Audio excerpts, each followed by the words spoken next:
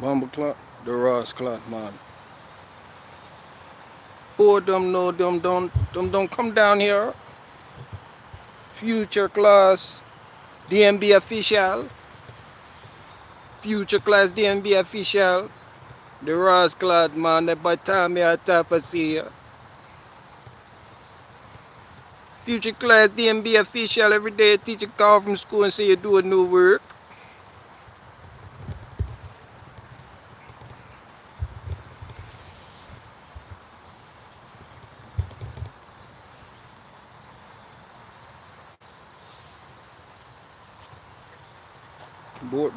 But see them dweeb, what you doing, man? Hey, man, how's it going, man?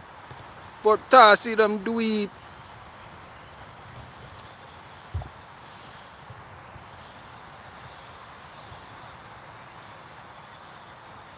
Good morning. How was Bear Fest, BG? I ain't go to that shit. Yeah, Zach the Dread.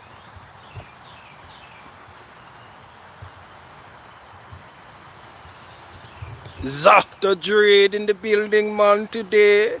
It's a good day when Zach the Dread in the building. Hey, man, how's it going with your dreadlock? You know tough is here, them dreadlock, them tough like Nigerian lock.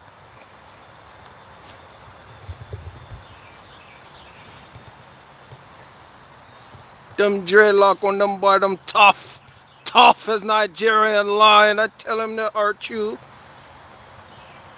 Hey, by time you tough, I see ya. Tough. Tough, I see them dreadlock. Them calling me rude boy. What's good with the Quran salesman? Ain't nothing much, my brother.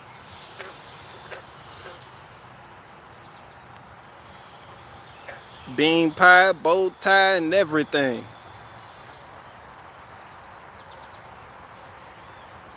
At the gas station with a fish fry.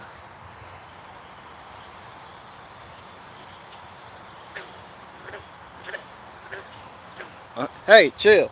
Y'all, hey, no. Quality live streaming here. So it's like that?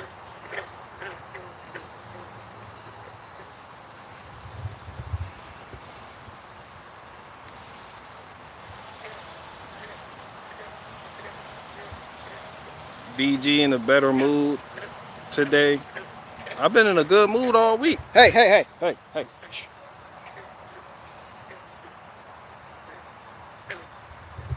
I've been in a good mood all week. What's up? Yeah, top shot. Shh.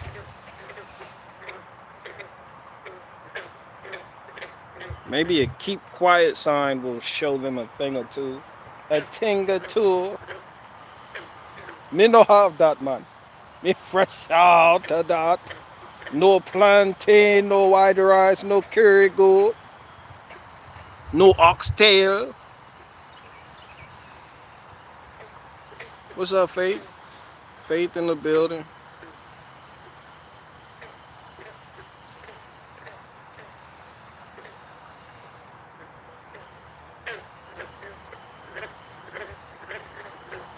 Yeah, Faith been out there. Faith and go on get yourself, reaching that Yeti cooler and get yourself a granola bar. Faith, you been Faith there.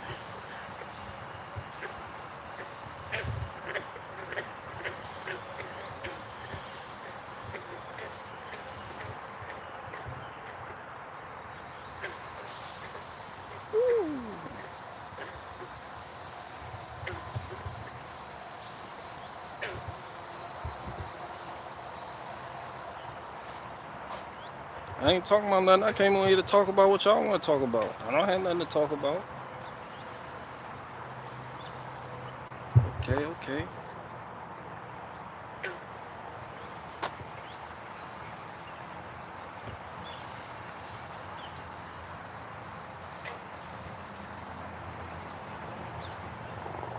What's up, BG? Keep that hustle going. Keep it strong. Oh, yeah. Who is that? Michael Ryan, you think you slick too. You only came in here to argue with that one nigga you always argue with. Y'all love each other. That's the only reason y'all come here. Every time I hit the live stream, y'all like, BG just went live? Bet. Now I got my shit copied and pasted and ready to go to argue with that one nigga that also watches BG live streams. I can't wait till that nigga pop up on the live stream. You don't even get no fucks about me, what I'm talking about. This the only place you two niggas meet up. You was looking for that nigga on the 10 pool live stream, but he only show up here. This is ground zero for a lot of you niggas. I don't even know who you talking about. I don't know who I'm talking about neither, but one of you, I think it's you. Y'all be arguing every time. Y'all, Watachi like to argue with niggas too. I'm convinced that's the only reason he watches me, so he can argue with people in the live.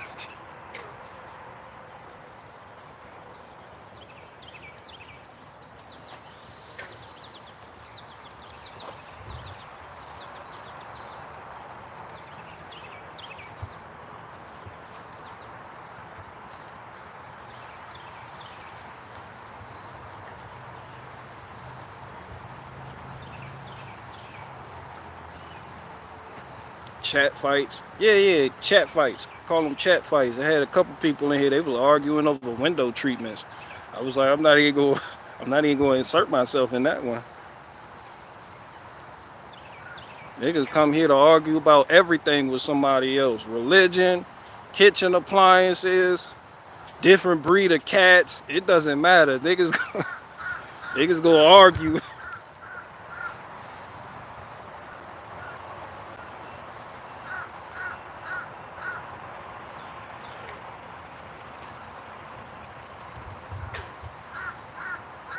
I missed the Jim Bob live stream about Owen.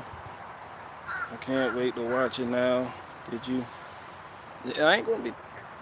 Who said that? Faith, get Sneaks 253 yogurt, please. Y'all really gotta give me a new phone. Yeah, I ain't come here to talk. And while y'all get me a phone, get me a new selfie stick too. My shit broke. This shit broke. I need to put some duct tape on this shit. Yeah, I ain't come on here to.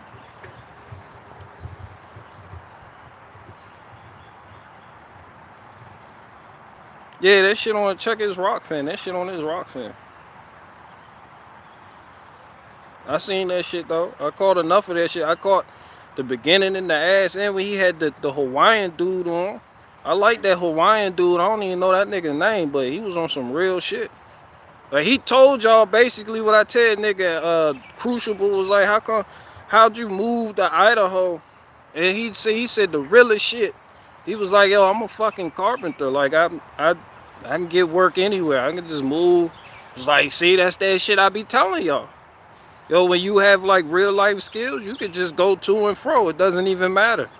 They could put you in the middle of a country. They could put you in the over there, in the city, out the city, in the country, in the town. It don't matter. You're gonna find work.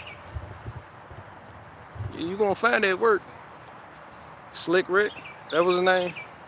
Yeah. He said some real shit. I was like, damn, that shit I be talking about. You can find work anywhere.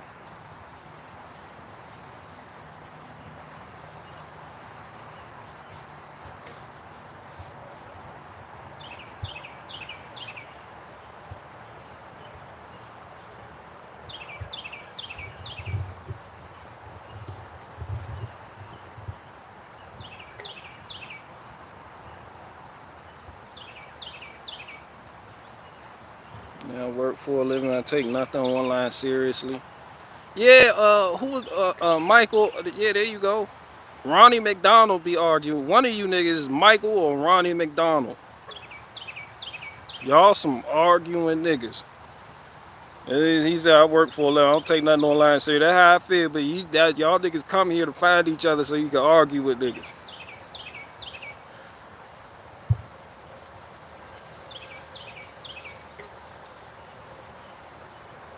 Funny how he was searching for paradise and it turns out he was there that entire time.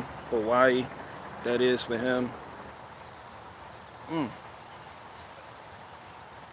Yeah, that's why through all the shit I talk, I don't want to make nobody feel like they have to do something that I do. Or because people will listen, whether you want them to or not. Like people, it's just going to be certain people they look up to you, whether you want it or not. It's just like one of the responsibilities we've been given. Like anytime you do public speaking or any type of engagement, especially when you got like celebrity status attached to your name, you're going to have a following that's going to hang on to your every word. They're going to want to move so they can be closer to you. And y'all never seen Wild Wild Country documentary on Netflix? I suggest you watch it. It's a nice little watch. Like I said, episode 2 of Wild Wild Country with Osho and them, that shit basically like Building Bear fucking Tari, except Osho actually came through on his promise and he was in silence. He let Sheila, his lieutenant, handle everything. He didn't even give speeches. But nonetheless, when you look up to somebody and you like what they saying, you're going to want to move around like-minded people. That's that us versus them shit. You may feel like you surrounded by nothing but liberals. You may be in a beautiful spot and have your shit together. But you may feel like, hey, fucking liberals all over the place. I got to move, man. You'll put yourself knowingly in a shitty situation just so you can be around like-minded individuals because you like what they say. And those type of people make you feel like everything gonna be all right. You come out here or you live like me. That's what I'm saying. I don't disparage people for living in cities or living next to that person or that person. Don't nobody know what you need like you know what you need. You know, I talk a lot about truck and trailers, but that ain't the life for everybody. You know, I live like the Witcher. Contracts. I got to get out there and hustle. Everybody doesn't have it like that.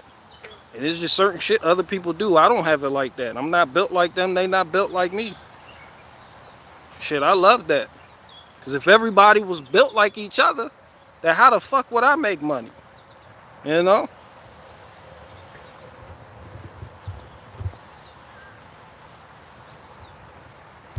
I tell you a thing or two. BG, please start. Telling them now, BG, please start your cult, man. We want to be a part of your cult, man. I tell you, when I get on probation, I'm still on probation, you're going to have to wait. You're going to have to wait. It's going to take 2 or 3 more days, 2 or 3 more years.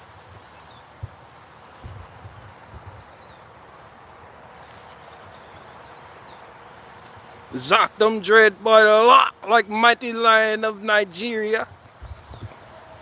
Them buffalo soldier. And I'm actually Jamaican. For real? Shit, I probably sound like shit compared to you. You probably like, cut that out. Cut that out, man. Aras clot. The bomber clot is he doing?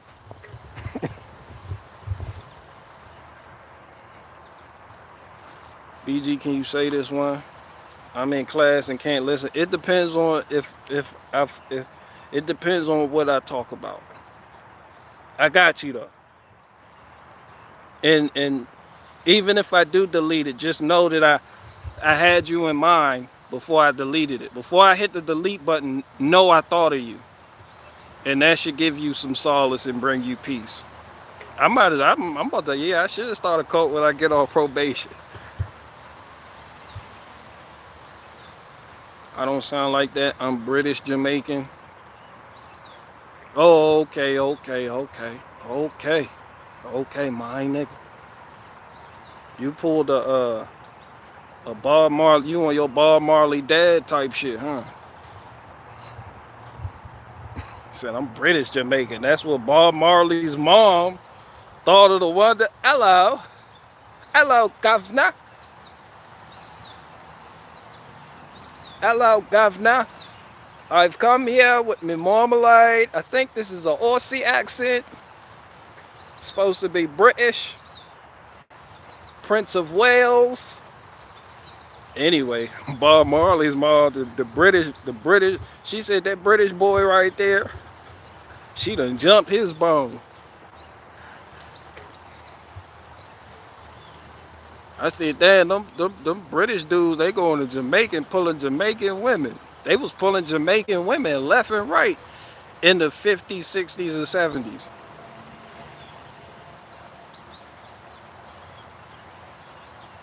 It is no secret that Jamaican women and British men are quite fond of one another. And Bob Marley is proof.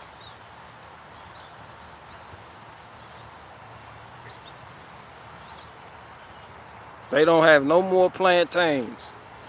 Irish, but yeah. Yeah. Yeah, you know, I'm Irish too. Matter of fact, I ain't even no ish in my shit. I'm Ire. I'm from Ire. Yeah, I'm from Ire. Fuck all that. Yeah, I bang mine. I'm from Ire. Ain't no ish about it. Fuck is Irish? Nah, nigga, I'm full Ire.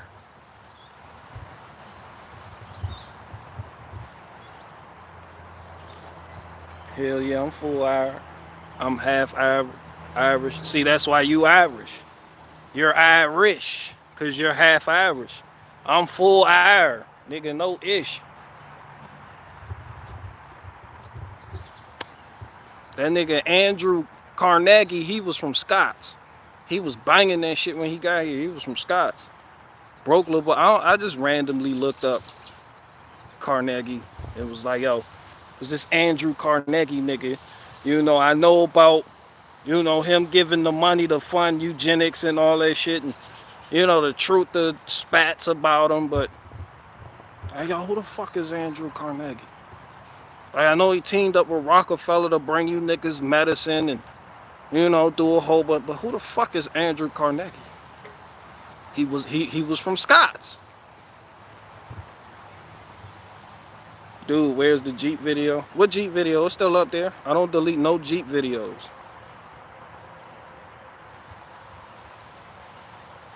Yo, all my Jeep videos are still up there. All my auto repair videos still up there. They are informational as fuck. I will not delete them.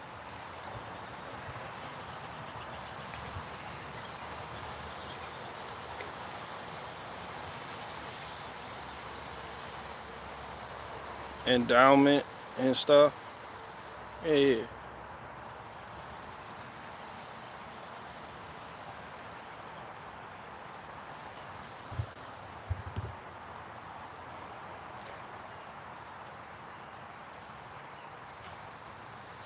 I got a DIY. Hell yeah, I tell you what.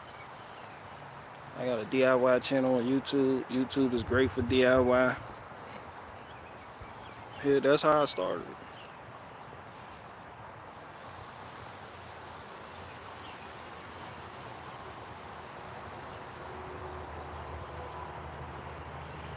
The Irish, Scots, and Welsh, some of the nicest peeps you'll ever meet. Hell yeah, that's why the British took advantage of them. They weren't always that way.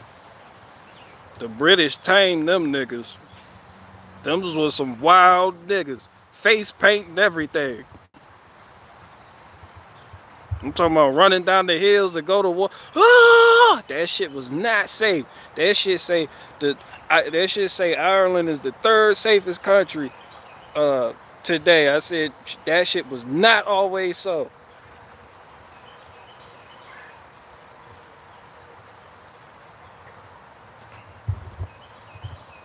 That shit's safe right now though. What's up, Jessica?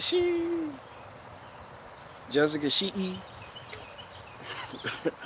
aka Put the Dutch Down, aka Sway Bar Link.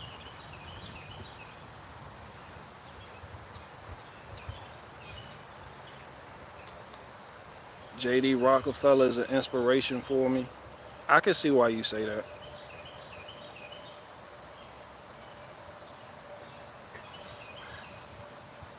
No, I really can.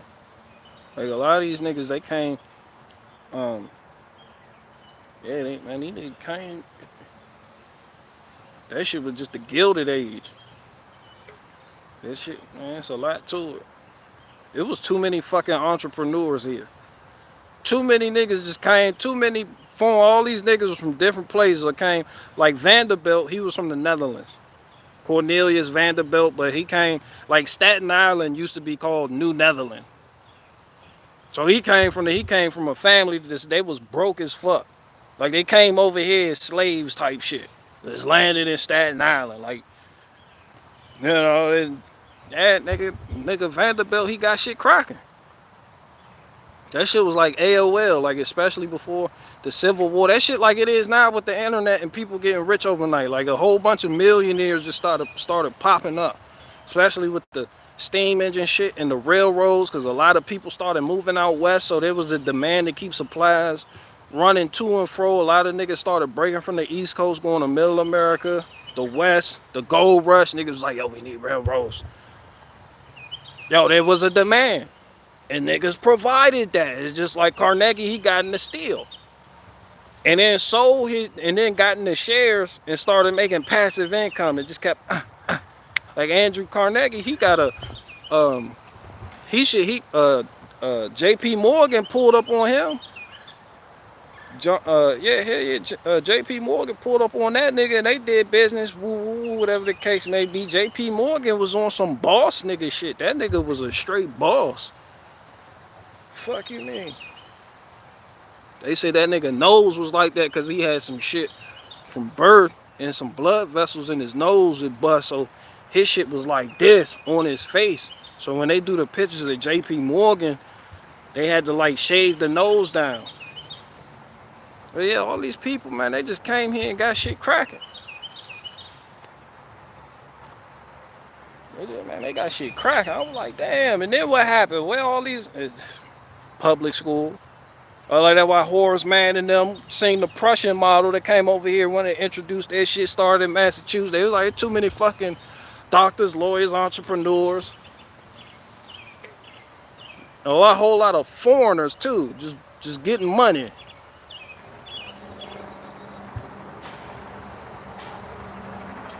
Hell yeah, implementing public school, that shit tamped down on all these billionaire niggas just popping the fuck up. But that war, a lot of niggas profited from the Civil War. And JP Morgan was one of them. All them niggas up there, that shit was crazy. JP Morgan, he was on his shit though. JP Morgan, he like the only nigga that really came from money because his dad was running the bank in London. He wanted to know what they was doing in America. So JP Morgan, he was in New York. So every week he'd write his dad a letter telling them who was doing when, blase blah, woo, so and so doing this, so and so. So he knew how to move out there in London. I was like, man, see, I can't even hate on these niggas for that shit. Then he just started dabbling in a whole bunch of shit. Just hell yeah.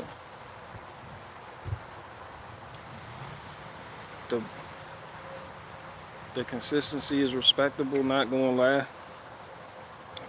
Yeah. Niggas, they got their shit cracking.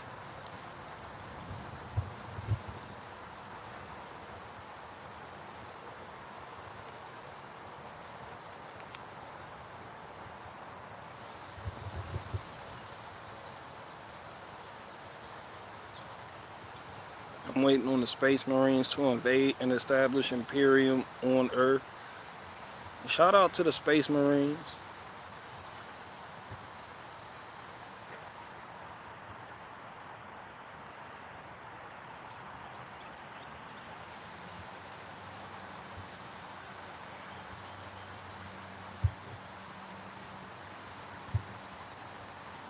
I'm Scottish and Irish. Yeah, you're yeah, I'm Irish.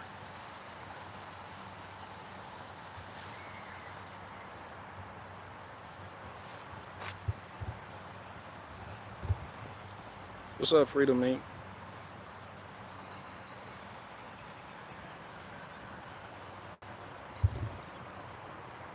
Is this Ben, the old Ben? Yeah. What's up, old darn? With your world's first BG action figure. BG, do you have a picker room or a hooker room? Just learn that there's a difference. I'm 100%. I'm 40% sure My organ tool is called a picaroon.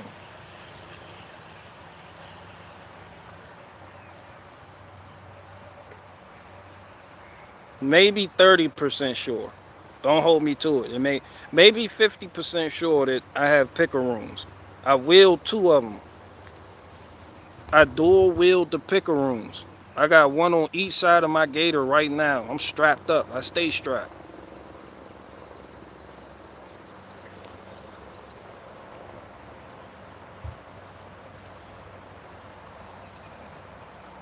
I smell a Dutch. That's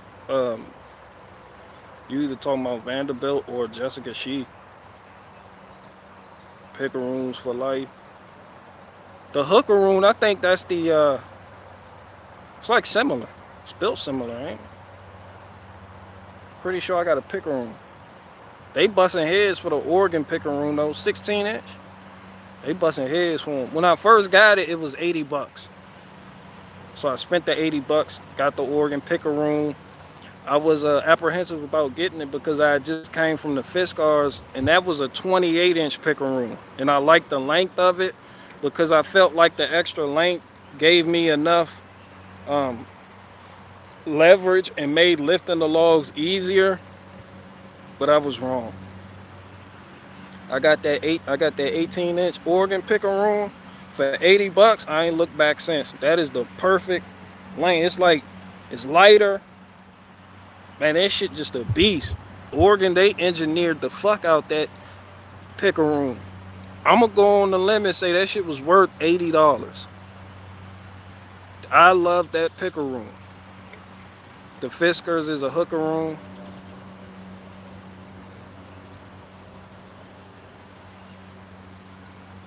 Well, I had the Fiskars and it broke in like 2 weeks. I'll never get the Fiskar. The axes are okay, but I'll never get the Fiskars picaroon again. I have the Fiskars X27 splitting axe in the 8-pound splitting maul. They alright, but yeah, the picaroon, that shit just gave me problems. That was my first picaroon, so I thought I was really doing something. But then after that, I went and got, what's the one that everybody gets that's made in America? I still have that one. I keep that one in my pickup truck. And then I got the Miser, the Wood Miser one. I got like 2 more brands. I showed them in a live stream, compared them side, but I had like 5 different brands before getting the Oregon. The Oregon is the best one, hands down. Shit is the best one. That shit so good, I went and got 2 of them. You know it's good if I got 2 of them, and they were $80. But when I went back to go get the second one, I noticed they upped the price. That shit went from $80 to $120. Man, I paid that shit, man. I said, man, fuck that. Give me that. I'm like, hell, man, give me that shit. I'm buying it.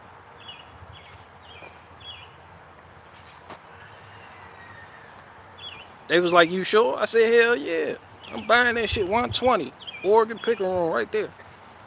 They said the Wood Miser $95. I said, nah, give me the Oregon. There you go 2 times. BG 2 times. I said, bitch, I'm BG 2 times.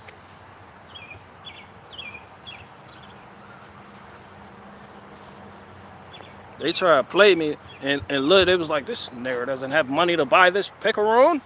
It's expensive. I said, bitch, I'm BG 2 times. My subscribers pay me well. Go on, give me this shit, bag it up.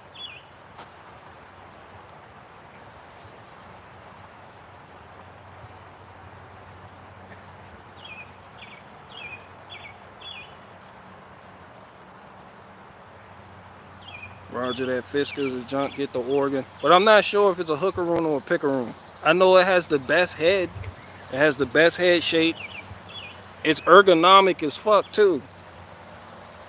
That shit hella that shit, I thought I would never say that about a product. That shit ergonomic. I understand. I used to be like, why people give a fuck about how it feels. I'm like, man, the older I get, I'm like, yo, this shit ergonomic. As soon as I pull.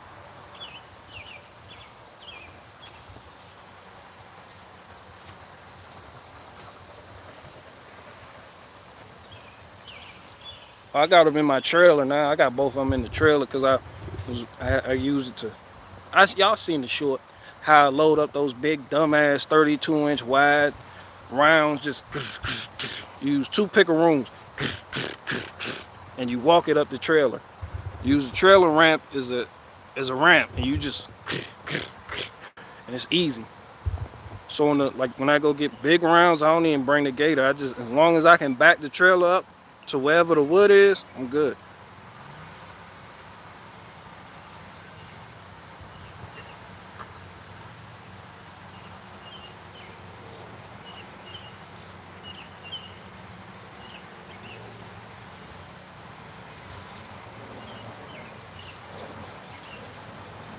Can we get a synopsis on the 5-hour gym bar breakdown that is behind the paywall? That shit free on Rockfin.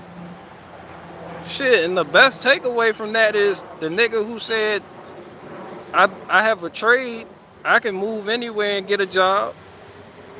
That was the most important part. Fuck on Benjamin, that shit. Nah, the nigga said young people need to hear that, because a lot of people just wanna, they live in the city and they live in the city life, and they see niggas like on Benjamin, they like, I want to move to the country. But they have no fucking skill, nothing to offer country people. It's like, how else you gonna work without commuting back to the city? That's why a lot of people are tethered to a city. That's why I don't just tell people like, yo, leave the city. That shit makes no sense to somebody living in the city. It's like, you need a career, you need a skill, you need a trade, something you could take to that place you want to move to and provide a service with, so you're not tethered to the city.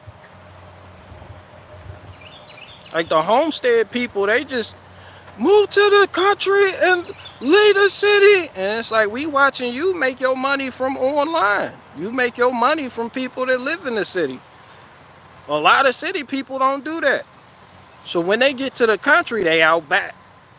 They gonna complain about the jobs being too far away. They're like, I gotta travel 2 hours in town just to work there and do this. So if you not on the online shit, or you not working remote like how Faith does for me, then yeah, nigga, you out back and you need to get the skill. Faith be working remotely like shit. So I had to step in and do what they're doing in a few months. Yeah.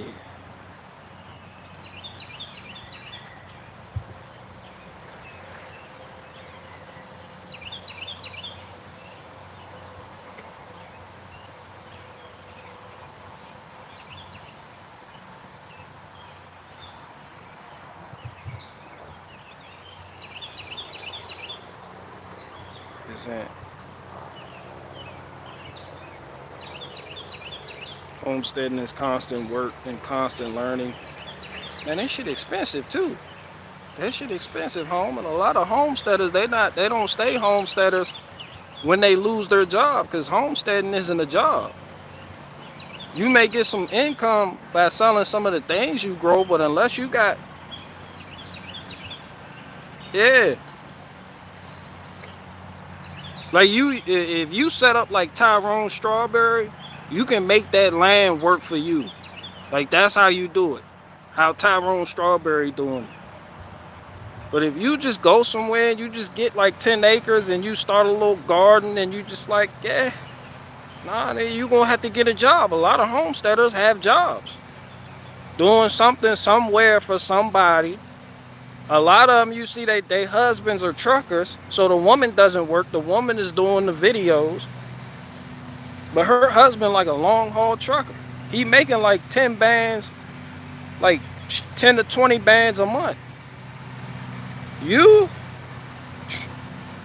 just a nigga with a pit bull puppy that aspires to move to the country and live like folk you see online. That shit doesn't always work out that good for you. for those type of people.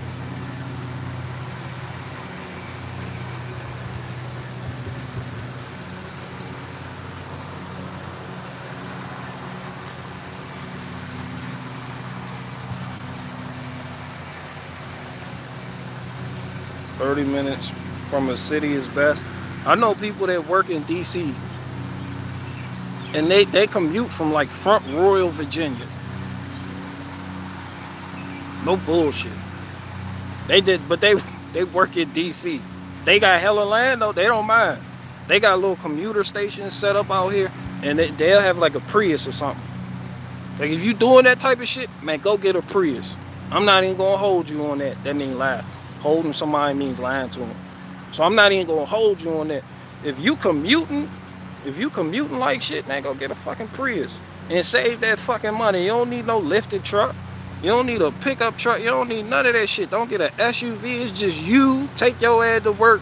Man, go get you a fucking Corolla, a Prius, something good on gas. That way you can maximize your income by spending less at the gas pump. But it's people, they live in Front Royal, and they got good prices on land and homes, single family homes out there. You can't get no shit like that in Arlington and Alexandria, Virginia. Damn sure not Maryland. So they live all the way the fuck out there. As far as getting a job out there, it's shit hard.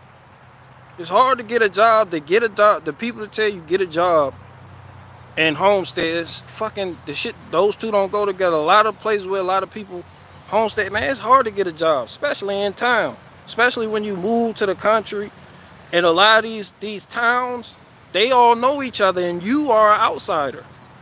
So unless you have a service to provide those townspeople with, there ain't no such thing as going in town and getting a job where? At the coffee shop? Fuck are you gonna do? Nah, you're gonna have to be in the vicinity of a city to do what you do.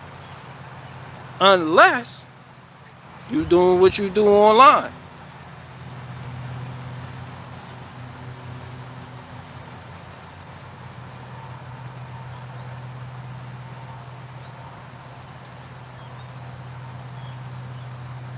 What's up, BJ? I live in Lake B, commute to Seattle every day.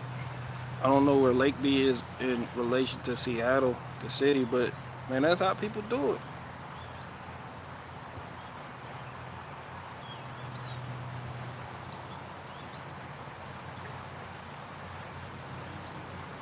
Or you could just do some various scams and keep the money without delivering. There you go. Which Faith, not Faith D, Faith Fuego. You.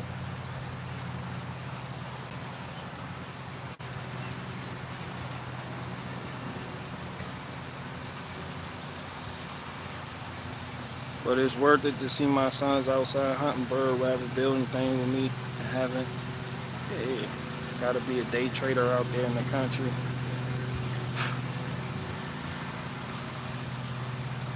That's why a lot of like diesel mechanics and like the dude that was on Jim Bob's, like carpenters, like they can move out, they'd be all right. They can find work in the area without being tethered to a city.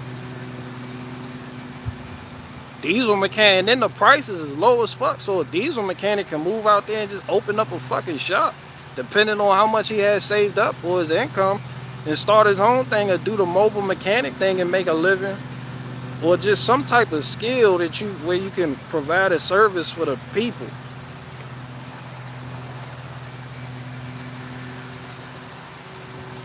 But a lot of people, they move to small towns and they have kids, and they just tell their kids go get a job in the town. Folk like, man, them jobs my kids been here on some this shit belong to us type shit. Like, you out of towners are taking up all these in-town jobs type shit.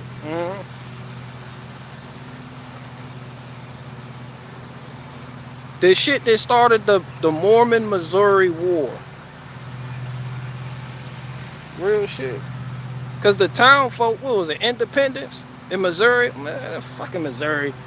Didn't like the fucking Mormons. The Mormons moved in. You know, Joe Smith, he was a New York ass nigga. They were from up north. Man, them niggas moved out there. He told them boys he gonna make Zions, 3 Zions, and one of them gonna be in Missouri. Them boys moved out there deep. Mormons moved out. Man, St. Missouri, they didn't play that shit. They had an in-group preference, and that fucked up the town they moved to. Meaning, you had all these fucking Mormons moving in. So the townspeople are already, you get the picture. So then, they'll open up shop. They'll set up shop. And instead of spending money with the townsfolk, the Mormons was only buying from other Mormon businesses that had just been established. So the townsfolk was like, show what the fuck. So the townsfolk, they ran them niggas out of Independence. They basically surrounded, they told the niggas, they was like, yo, y'all gotta get the fuck out of here. They chased them out of Independence with pitchforks and torches. They was like, yeah, you Mormon niggas, y'all in the fucking way. So them niggas went across the river. them niggas went across, them Mormon niggas persistent than fuck. They went across the river right there. They were on some non-violent shit too. Then they got into it with those people. They had their businesses burnt down, and then they got into it with the state militia. Missouri didn't send their best. You know, these were just farmers with guns, but you know, it was one war at a fucking creek. The Mormons fought with basically the state. The Mormons had sabers on them, like swords. So the Mormons had sabers, and the farmers, they was just bow, bow. Nigga, this was before the police. They was just shooting, they shot, and Mormon niggas was dropping. So this one nigga charged, oh, for Christ, shot the shit out of him. Bow. But then the other niggas, they came rushing. And once they got to the front line, they just started stabbing niggas up, close combat shit. Like, they was good keeping them niggas at bay. But when the Mormon niggas, they got up close in front, they were part of like a little set of Mormons called the Danites. Those were the niggas that were rah-rah. The other ones were, oh, we're absolutely nice, and smile all the fucking time. These Danite niggas, they were with the shit though. So that when they rushed them niggas and got stabbed the nigga, they only killed one person.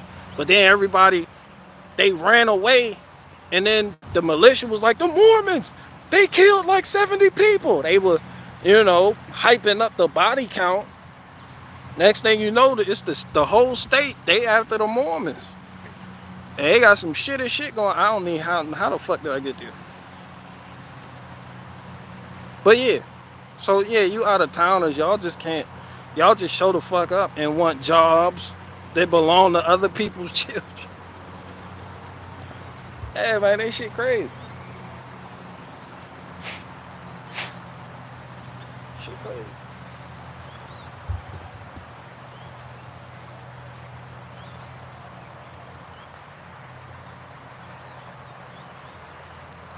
The temples they made in Utah in the 1800s are magnificent structures. Them boys was highly motivated. When they started migrating out there, they was like, ain't nothing out there, just, they'll die out. Wrong. Them niggas flourish. Them niggas is like cockroaches. It don't matter where you put them niggas made. One thing about them Mormon niggas, they done been through some shit. And wherever they go, nigga, these niggas just rebuild. Them some rebuilding ass niggas. Matter of fact, did y'all know Mormons own 2% of Florida? Since we're talking about Mormons, they own like 400,000 acres in Florida. The Mormon church is the largest private landowner in the state of Florida. And then they just bought like thousands of acres in the state of Washington. Like, that one thing that them boys do, that real estate shit. They outbid Bill Gates. The Mormons, Church of Jesus Christ Latter-day Saints, they outbid Bill Gates for that land in Washington. And the Bill and Melinda Gates one day, they was like, we right here if that shit don't fall through. Man, that shit went through. That shit went through. That's what I'm saying. Like we, the,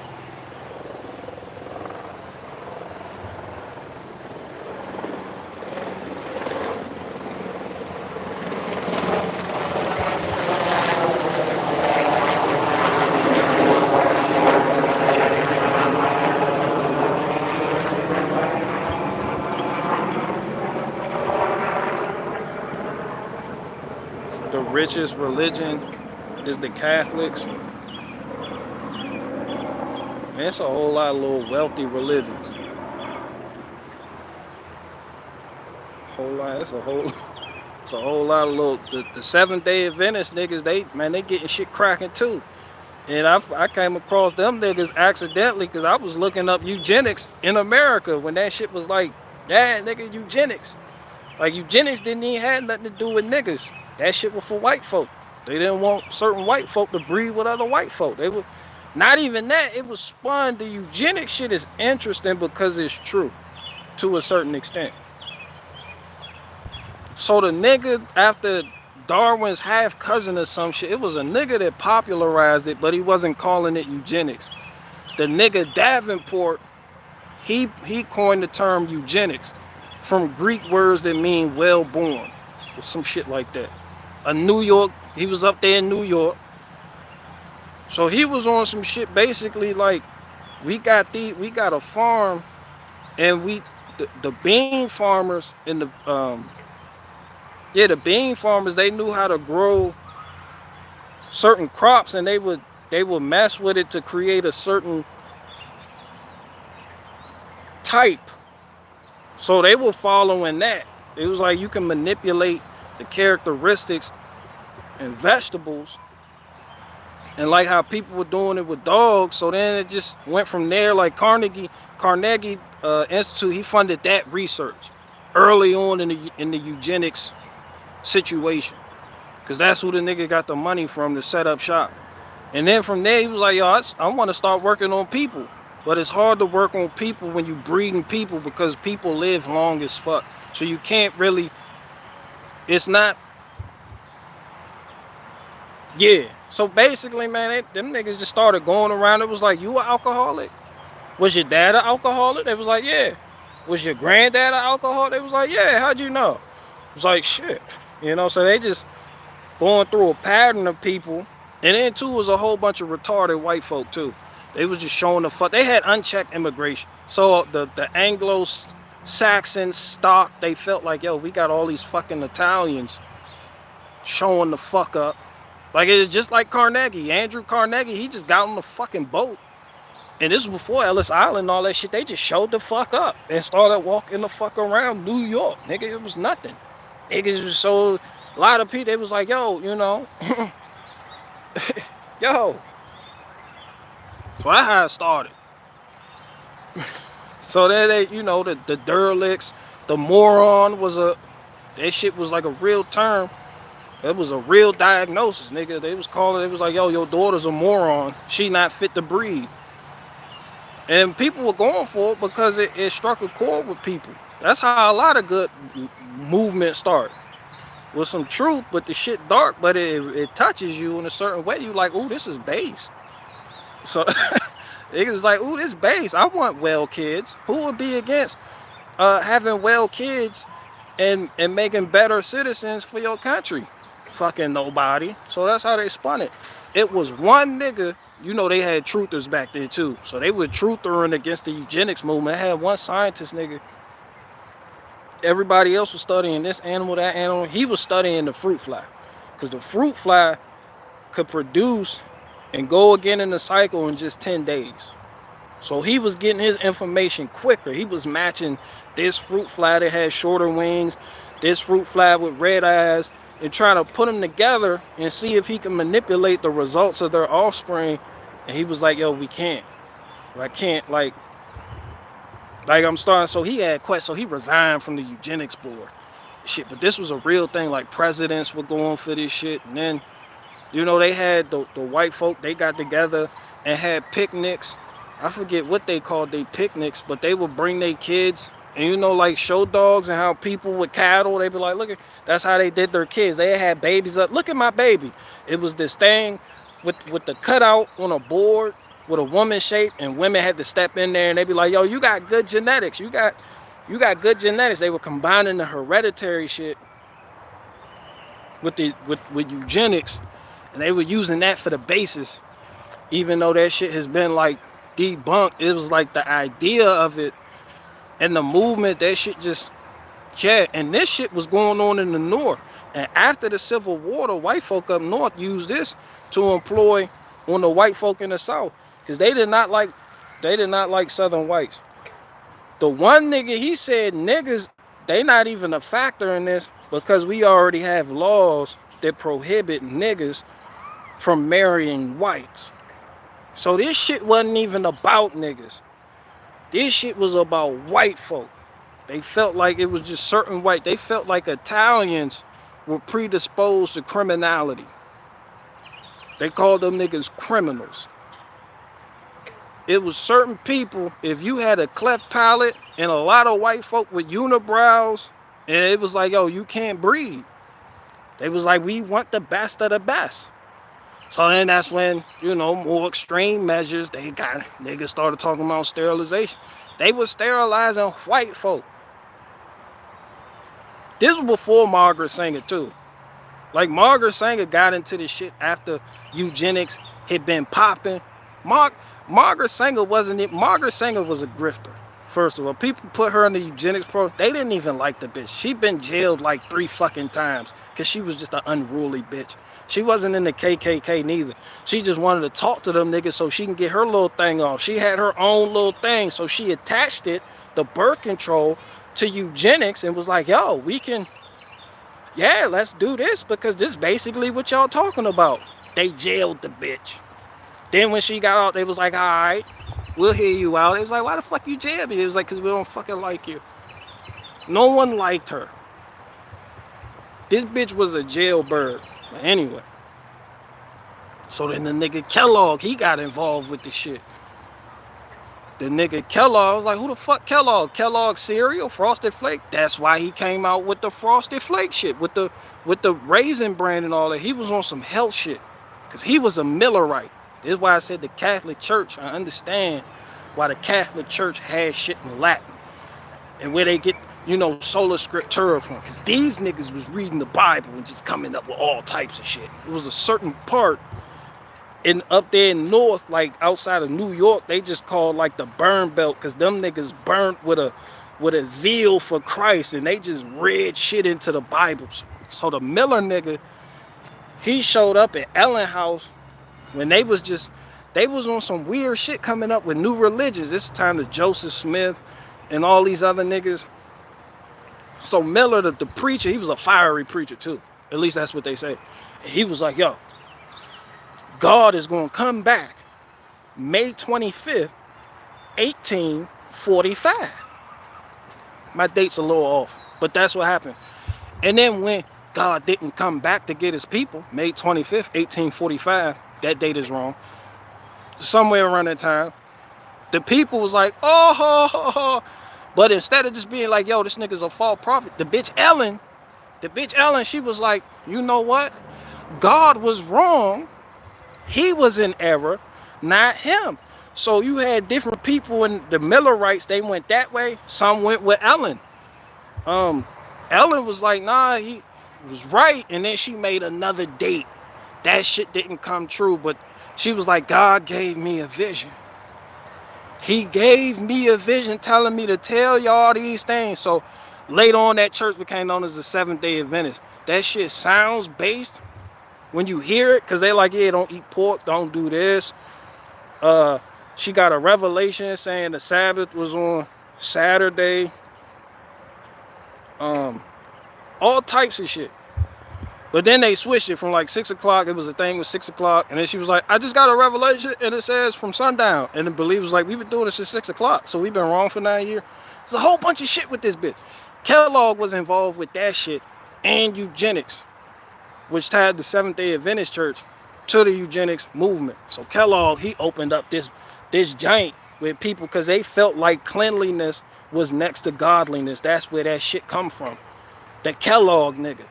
So he was like, yo, God not gonna come back if we don't take care of our bodies. So they was like, the prophecy came true, but God is waiting for his flock to cleanse their bodies. Because this is our temple and he needs a place to do it. Bro, they did the fuck out. They twist, boy, you talking about somebody twisting some shit. So that when he opened up this shot and a whole bunch of eugenicists, they came in there. They had he had a room for unlimited enemas. I bullshit you not. It was like, yo, we gonna clean your butthole out. And that shit pumped water like 200 quarts per minute or some shit like that. He had another room where he would prescribe dirty niggas a bath, and the bath would last for like 28 days. Real shit. Kellogg was wildin', son. This nigga was wild. I said, these Seventh-day Adventist niggas? Yeah, these Seventh-day Adventist niggas. Like,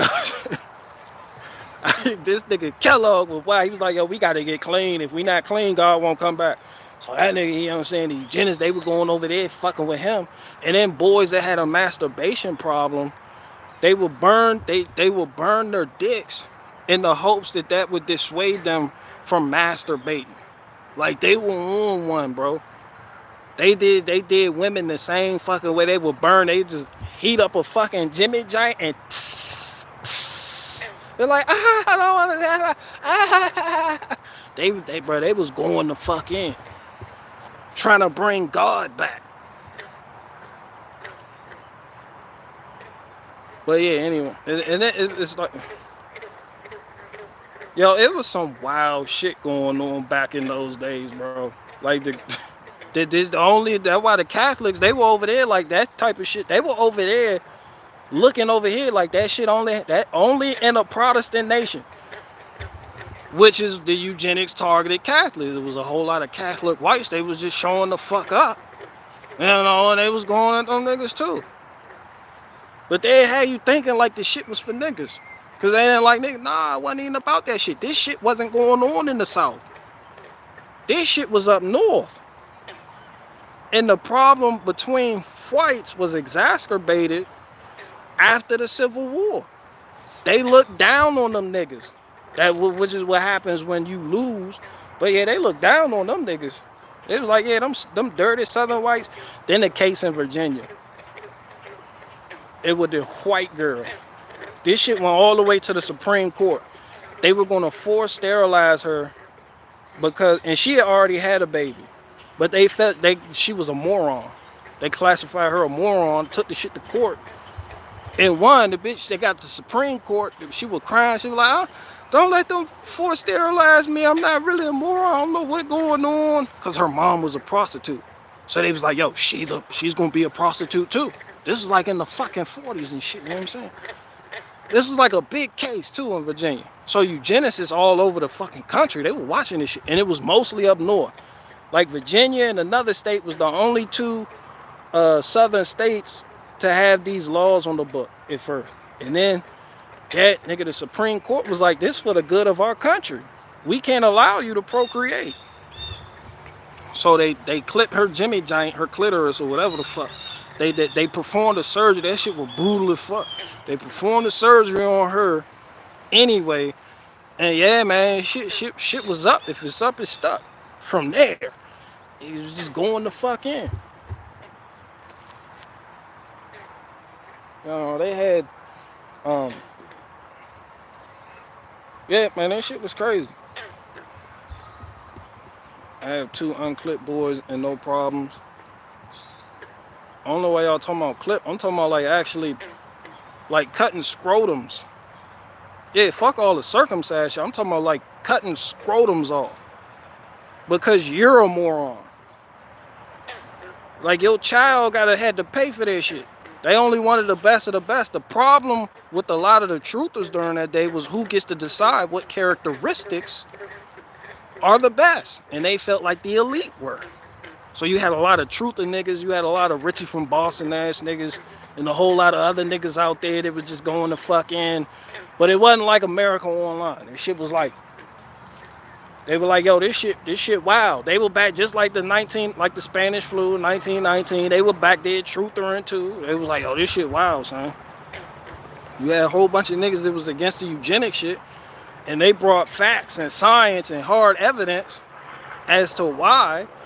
But the niggas, it became shit. It became the North American thing to do. It was just like you're not just fighting the system, you're fighting the ideology that took root. Then eventually it lost its popularity and niggas tried to sweep the shit under the rug. Basically it lost its popularity with Hitler, apparently, because one of Hitler's people at the Nuremberg trial, he took the stand and was like, how you gonna get on me for forced sterilizing people when that's what y'all do? It was like, we got eugenics from you. It was your work and your doctors. And America was like, yeah, go ahead and sweep that under the rug. It was like, say what, come again? They was like, yeah, basically. So then, that's when the shit, after the campaign against Hitler and all that shit, World War II, the shit started dying the fuck down. It was like, niggas was like, oops, But even after the shit, they stopped doing this shit, like the laws remain on the books. Same type shit. How the fuck am I even talking about this? I got one more question.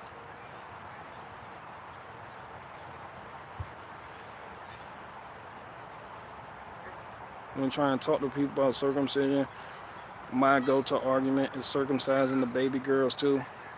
You gotta think with circumcision, man, that's some people faith. Circumcising everybody, your parents was your parents was all on board for it. Your forefathers, they were all on board for it. I mean, you got more. It was just like the eugenics thing in the 20s and in the 30s. It was just a thing to do. And nobody really went against it because, man, that's the thing to do. And then to the propaganda that's out there. And you got some people like, yo, this shit doesn't even cause this or do that. And then you got more parents that are like, yeah, we going against the status quo. But some people, that's their genuine faith. It is what it is. Looks better circumcised. Ronnie McDonald, that's suspect as fuck. Y'all wild. I got one more question left. Ronnie McDonald, that's some pansexual shit to say right there.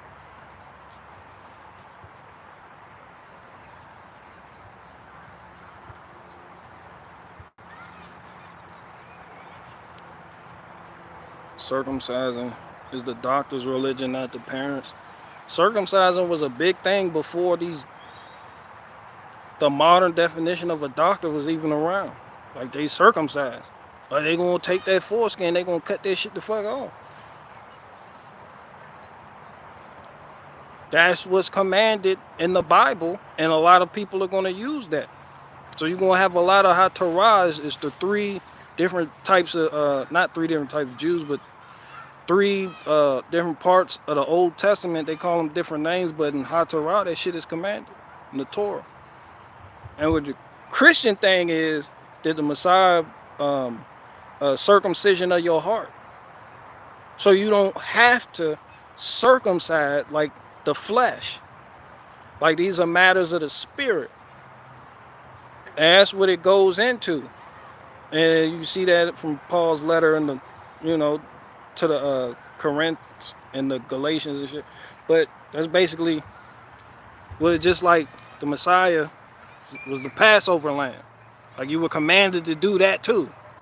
You had to get the calf, get the lamb. It had to be under a year old. It couldn't be spotted and speckled. Nah, nigga, that shit had to meet the requirements. And the Messiah met those requirements.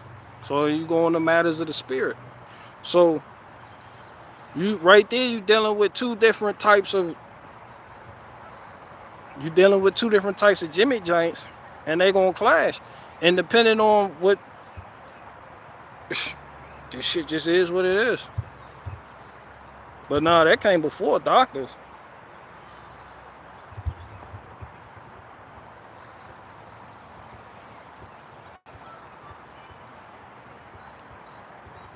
Circumcision seems like a foreign concept from Israel. Khazaria rather than an Irish, British, or Scottish one. Christianity is a foreign concept from Israel, Khazaria, and has nothing to do with British or Scottish. If you feel that way about circumcision, you should feel that way about the whole religion that came from the Middle East. I know people gonna try to tell you, you know, America, it started in America. Joseph Smith was a big proponent of that, by the way. And people gonna tell you, oh, this took place in Europe. Nah, nigga, that shit took place right there in the Middle East. That shit was foreign to all of you. All of it. Yeah, a Messiah, the anointed one, born in the Middle East. Where? He was from Judea? Nigga, we Scots. Hell no. Oh, nigga, we Danish. Nah, big homie. All that shit should be foreign to you then. Shit, what's commanded is commanded. When you understand things of the spirit, or you go to your bishop, you talk to your people, whatever it is you do, and he break it down to you, he like, nah, this, that, and the third is why we don't do this, that, and the third no more. Then you can get on board with that. But as far as just broadly stating, like, man, this shit seems foreign, like a concept that's biblical seems foreign to me as a Scotsman, throw the whole Christianity out. Throw it out.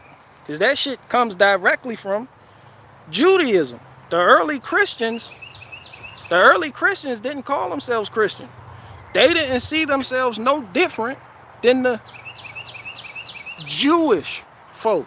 They just felt like it was a continuation of the faith that they already had. That shit wasn't something new. So yeah, that shit foreign to shit, all these places.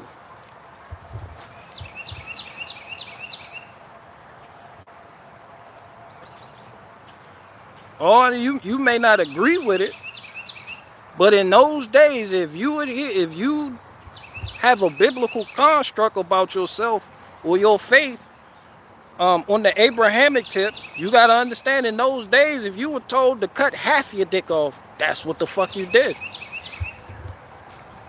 That's what you did. You didn't have to understand it. You think Abraham understood why the Most High was like, hey, take this knife and stab the fuck out your kid. Do it right here too on this altar. Yeah, just stab him up real quick. You think he understood? You don't think that was a foreign concept to him? He was from Babylon, the city, the actual city. Abram was a rich nigga. This nigga hit the magic city and make it rain. You know how many servants he had? He went from being a Babylonian ass nigga. He had to cross Hebrew. He had to cross over into the mindset. He was like, yo, your descendants going to inherit this land. He was like, this land belongs to the Canaanites. He was like, I'm going to fix that. Yeah, he was told to sacrifice his son. You think he understood? Nah, nigga, that shit was a foreign concept. This a foreign concept. Your most high graciousness. You're honorful. I'm from Babylon. We don't sacrifice our kids on an altar. No.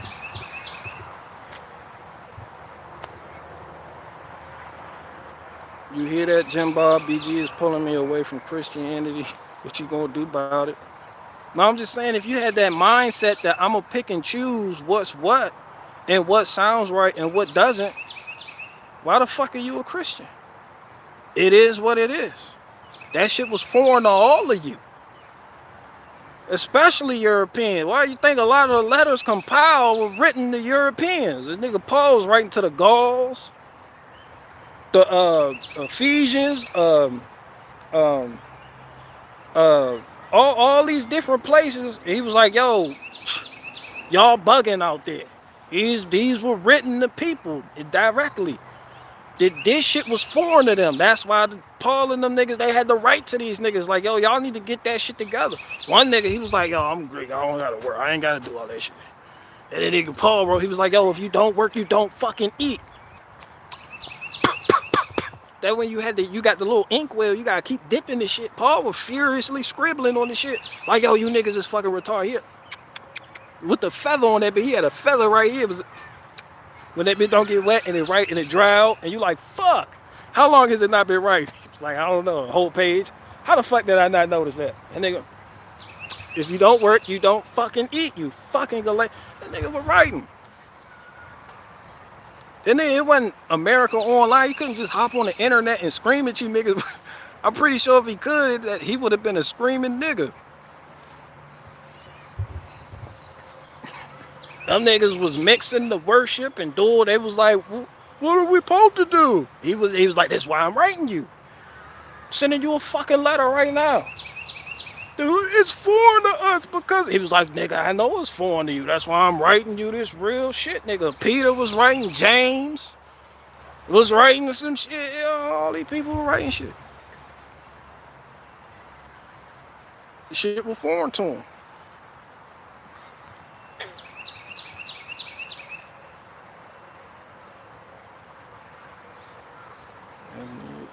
Right, that deserves some attention.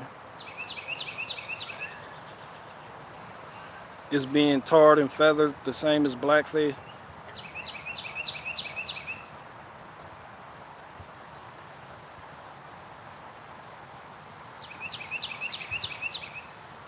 Faith, stop holding that recipe hostage. Oh, what's up, Faith D? I didn't even notice you creep in here. What's up with you?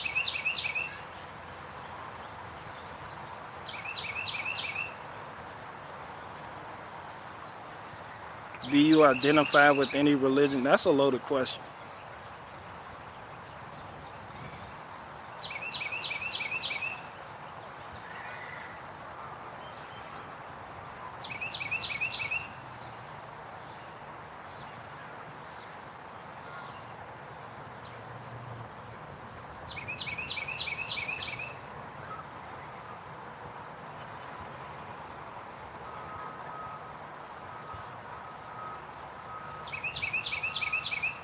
Most of the Book of Mormon is based on Isaiah.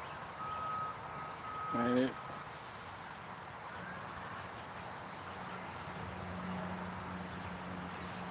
Shout out to the Mormons. One of the things the Mormon did, people, they killed them with kindness. Like, they were extremely non-violent, except for the Danite sect of Mormons, of course. They were extremely non-violent. You'll be pointing out the inconsistency. You'd be like, how the fuck Joseph Smith do this, predict this, and say this when the Bible said they just gonna look at you like Mexicans that don't speak English. That's what they taught. They're gonna look at you and smile, and you're gonna feel like you beating up on a child, so you just gonna fall back. Like, that's how they win. They kill you with kindness. They're so fucking nice. You just be like, yo, they brainwashed and fuck, but I mean, damn. Damn, they fucking retarded. But Betty make a good peach cobbler though. Like, yeah, she just brought me this out the kindness of her heart type shit. Like, I don't need. Hell, you gotta let me get the Book of Mormon. Let me take a look at this. See that how they get you. They are they nice as fuck. The way Missouri just Independence, Missouri just burnt down all the establishments home. They be like, well, they'll start over here on the other. They want us to live alive. Well, and Joseph Smith wasn't no help. He was furiously writing letters. Get the fuck out of there before they kill you. This nigga, old scary ass. Where the nigga was at? Ohio?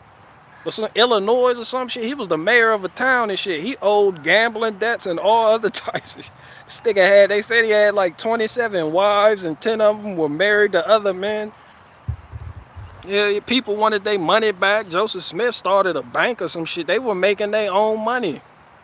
Niggas was like, yo, nigga, what the fuck are you doing? Joseph Smith was like, ooh. The one thing about it, they said that he went out like a martyr. That nigga Joseph Smith went out like a crip. Like a Crenshaw crip.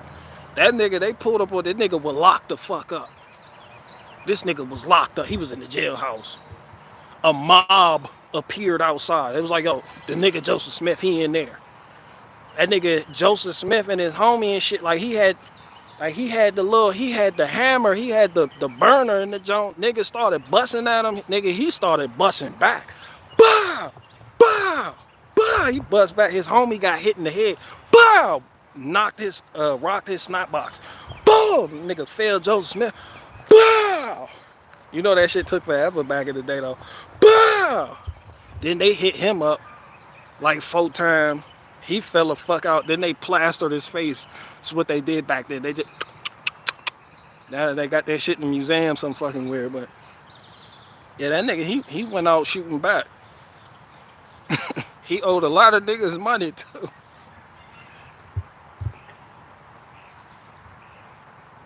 I mean, of course the Mormons are gonna spin it and be like, he was a martyr. He died because righteousness and people didn't like his right. They're gonna equate that with Christ's death. They're gonna be like, see, that's how we know he's righteous, because he died just like Christ. But, man, that nigga, he went out like a, he didn't tell Peter it was okay. No, he didn't turn to his homie, it's okay. This has to happen. No, that nigga was like, yo, you strapped? He was like, yeah, I'm strapped. What's up? He was like, nigga, load that shit up. I'm not ready to die right now. Fuck that. I got 27 wives, nigga. There's 10 of them married to other niggas. That nigga, he was in there fumbling the...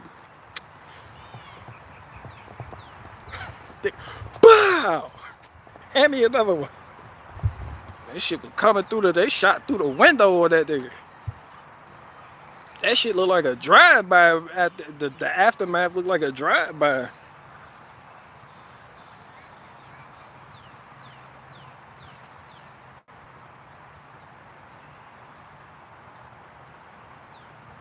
When Joseph knew he was done for, he jumped the window. They said he was trying to jump out the window. They were popping his ass and he tried to jump out the window. But he didn't make it. That's what they say. They even got the gun he used to shoot the bus back. They got that shit in like a glass case. It's in the fucking museum.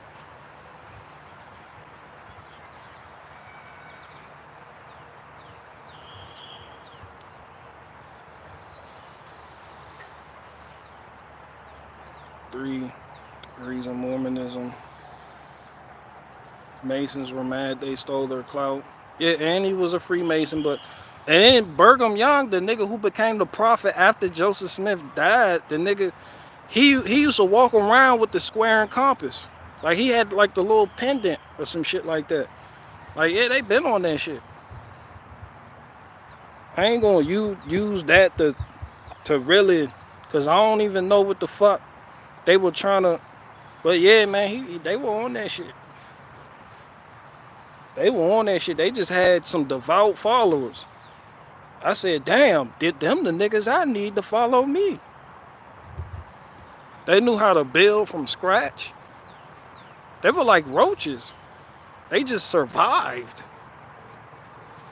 You ever try to kill a roach? Them bitches keep coming back. Yeah, that was the Mormon. I was like, I need followers like this.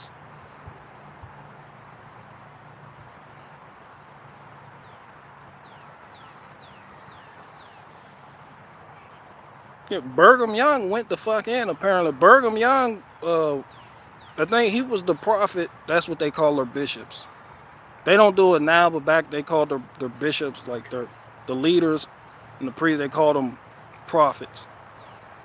Which is blasphemous, I know. I'm just throwing some context on it. So people are like, why he keep saying prophet? That's what they call Joseph Smith, Brigham, all the prophets. That's what they call Jeff Warren right now. Like the prophet of God. They're like, yeah, that's God's prophet. But they say it in the way that, like, how people say bishop. It's just they call it prophet. Yeah, Brigham Young, it was under him. He was like, no niggas. He sent out a no nigga letter. No niggas in the priesthood.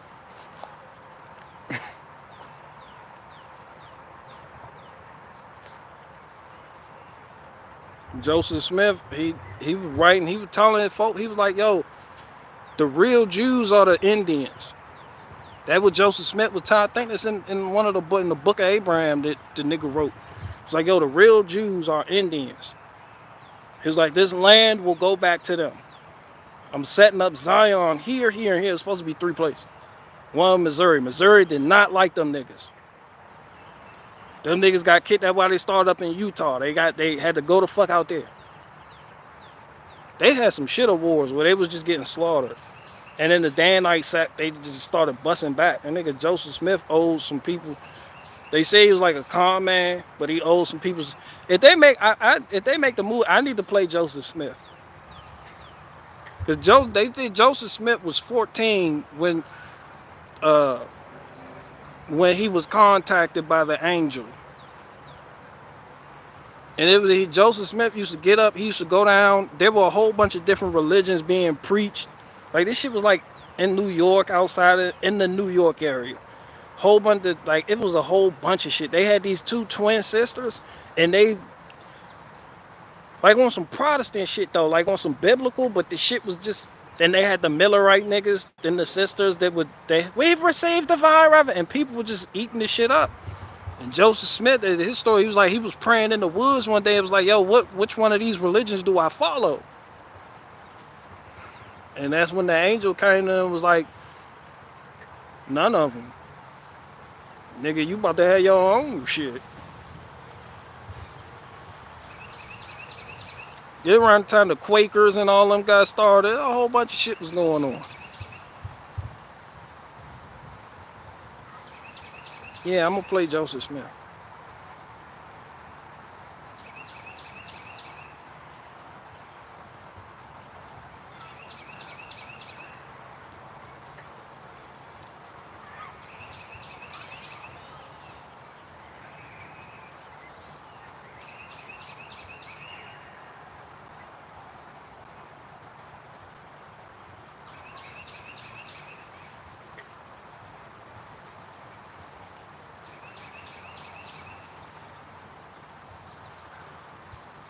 Owen always complained about people stealing his joke, but he straight up stole the Jehovah's Witness cult business model.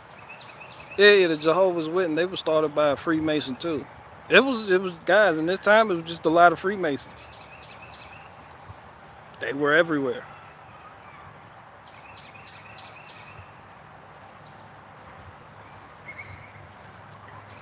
I mean, could it be that these people were just sincere? They just happened to be Masons? Could it have been a coincidence? It was just a whole lot of Masons starting a whole lot of shit.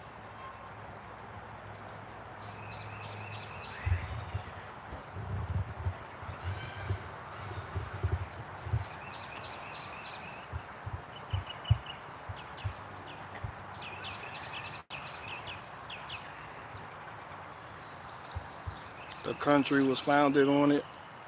Hell yeah, them Freemasonic niggas, they inspired rebellion against the crown.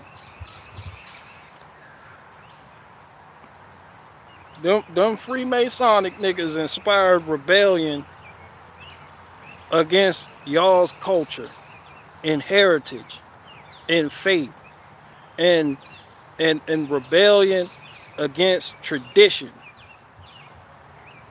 Next thing you know, the British niggas over, yeah, I'm American now.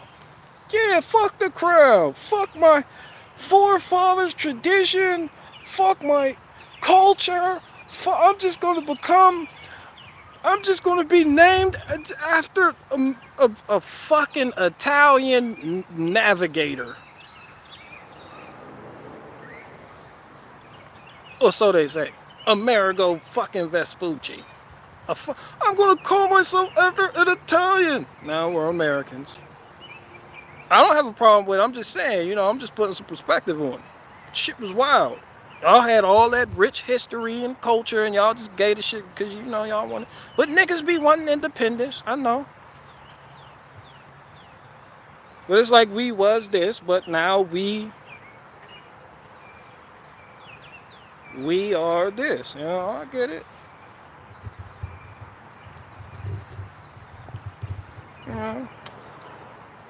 Columbus was a LARPer. I mean, even from what they say in school, Columbus was retarded than fuck because he still believed that he died thinking that this was India. And apparently Amerigo Vespucci, the nigga that came after him, was the first person to realize that this isn't India, but it's a whole new world. So Yeah, either Columbus was a fraud or he was special needs. Either way, he was a Spaniard. And he never touched down in North America. So there's that.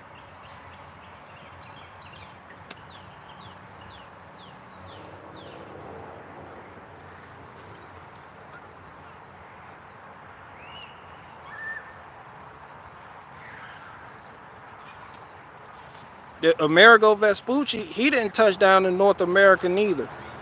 Like, he never even made it here.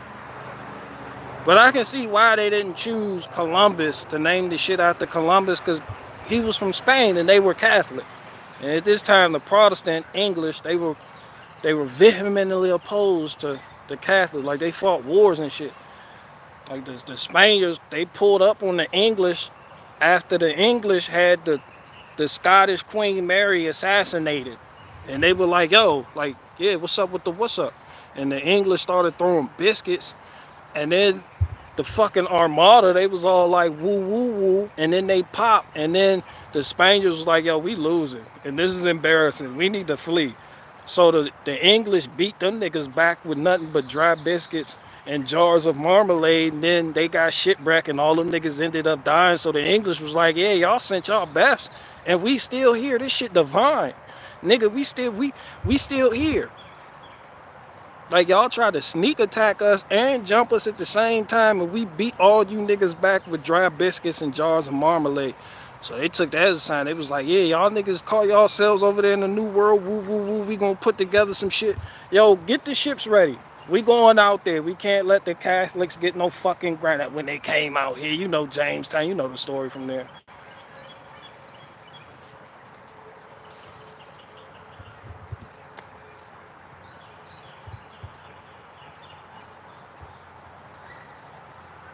Yeah, so it was like, you know, just name it America.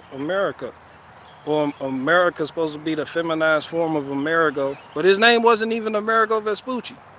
Like, Amerigo Vespucci, he changed his name, like, after he found, like, he wasn't even born there. This shit wild. I think the country was named after Tupac Amaru. America.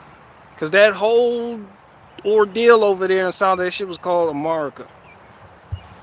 But nonetheless, Tupac, that was the Incan emperor, by the way. Our whole history is dark. Man, that shit over there. That shit funny as fuck, though. This shit funny, I tell you what.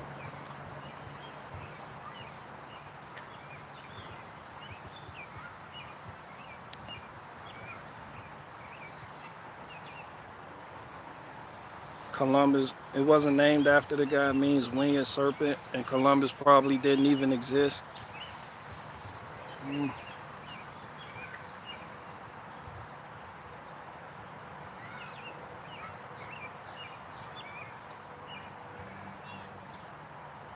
BG, he was Italian but worked for the Spanish. Oh, Amerigo or Columbus?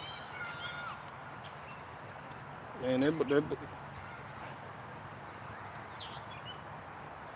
Paul was talking to the circumcision party of the Jews that were going around telling people the circumcision was the most important thing to do upon coming into covenant. The Jews were lying. Yeah. But I mean, it wasn't no condemnation on the Jews for circumcising. It's just still what they did, but that shit wasn't, your salvation just wasn't dependent upon that. Like how they were telling niggas. So, I mean, this is one of those things like you do. Okay. What's the circumcision? Is it because Owen Benjamin be railing about this shit? So what? Your parents had you circumcised. So the fuck what? Get over it. Did you gonna circumcise your kids? No? Some of y'all, yeah? Alright then, shit. It is what it is.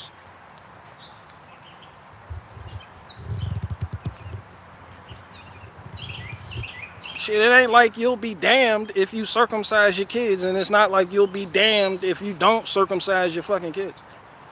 Like, the whole circumcision thing is just fucking stupid to me. People gonna do this shit for various reasons. Some of them culturally, some of them religious, some of them just to be in opposition to the status quo or the norm. Or some of them because they heard Owen Benjamin say not to circumcise. Niggas gonna do what they do. It is what it is. Shit don't even matter. BG, are you still Irish or have you Nah, I'm Ire. There is no ish. I'm a true Ireman. There's nothing ish about me. Ain't no fucking Irish over here, nigga. Ire. I'm from Ire.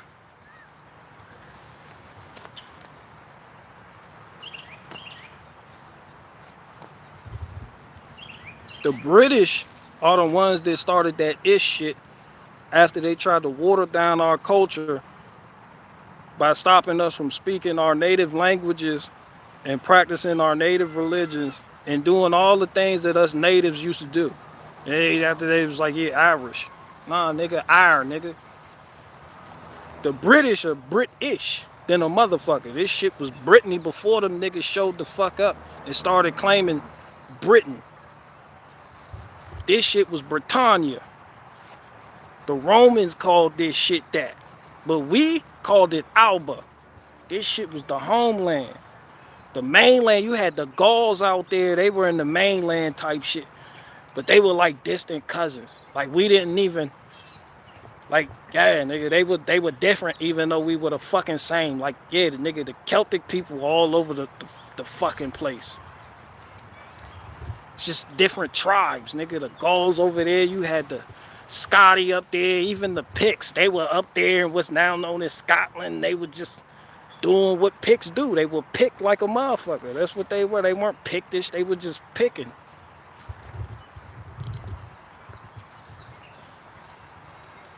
Yeah, or whatever the case may be.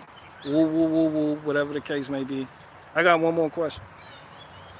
Hey, I'm Irish I'm Irish till I die though. Bob and Negrito.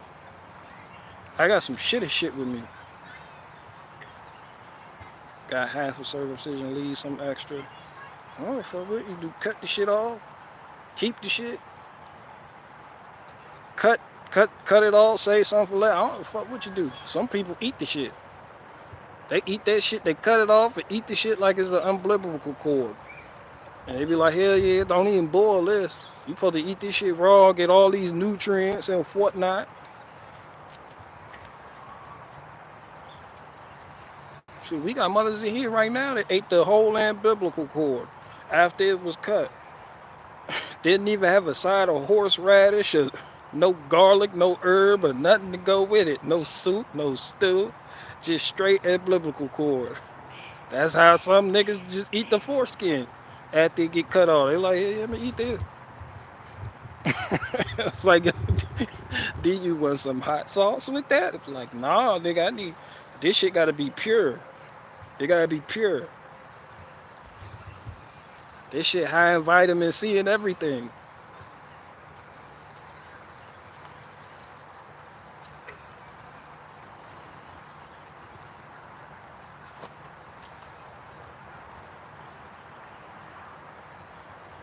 Yeah, I'm a descendant of King Arthur too.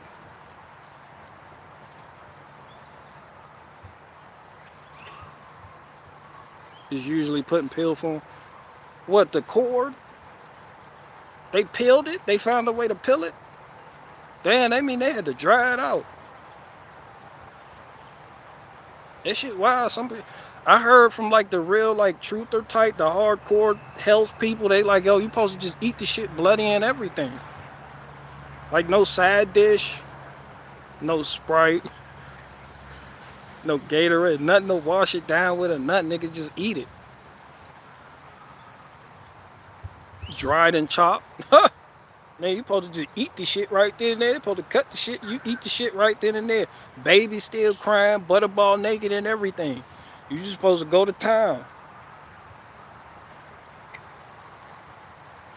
Some people, they do dry it out, put it in a mason jar for longevity type shit, you know. I'm just saying though, like, I don't know really what people be doing with it, but.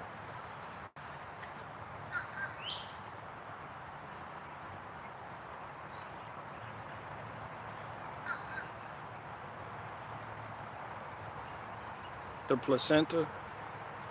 Yeah, give it a fancy name. What you eating? Placenta? Be like, all right, cool. It's just like when niggas like, what you eating? Escargot. They be like, all right, that's what's up. All right, cool. But when you really tell people what it is, fuck the fact, they be like, what you eating? Yo, you know the shit that come out. Have you ever given birth? They be like, yeah, you know the shit that come out, the shit that's attached to the baby? Like the shit just hella attached. They be like, yeah, but yeah, what about it? They be like, yo, I'm eating that. They be like, alright. Nigga, no dip, no nothing, no eggplant dip, no nothing. They be like, nah, nigga, I'm eating this shit raw bare. This shit uncooked and everything, nigga, no dried out, no nothing. No grape drink to go with it, no nothing, nigga, just eat. They be like, alright, cool.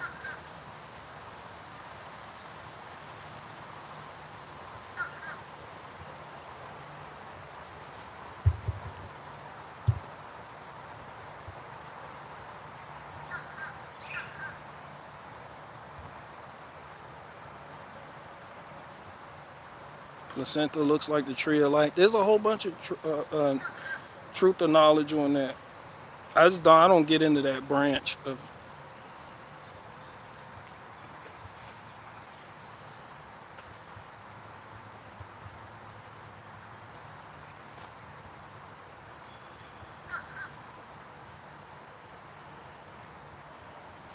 Brit or British. Nah, them niggas is British. They're not the real Brits of Britannia. Britannia, however the fuck you say it. The Romans showed up and called that shit Britannia. They didn't ask nobody nothing. They was just, yo, Britannia. And they were like, what, nigga? It was like, this shit Britannia. They were like, nah, we got a different name. Then they started stabbing niggas up. And they were like, all right, it's Britannia. Whatever the case may be, you got it.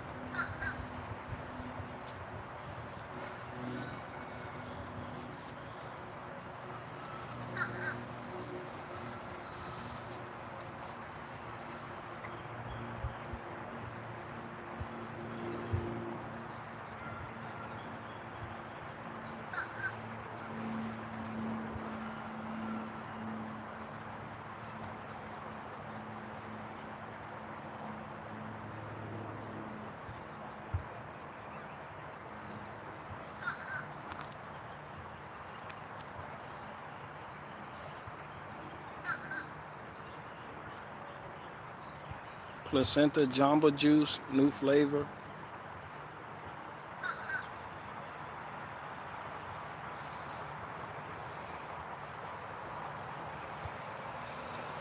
Tom Cruise didn't need that. Shout out to the Afterbirth. BG for president. I'm gonna need a verse here. Genesis 12. It's right there in Genesis, bro. Shout out to you guys with the religious debate. You know, just him and one of his wives asks I was vague because I was unwilling to alt-tab any celebrity gossip. Let me find out y'all in here celebrity gossiping.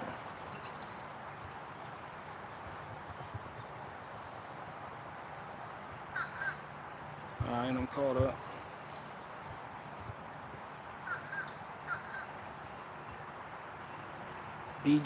BG for world dictator. I'm banning yoga pants. Long as you cool with me banning yoga pants.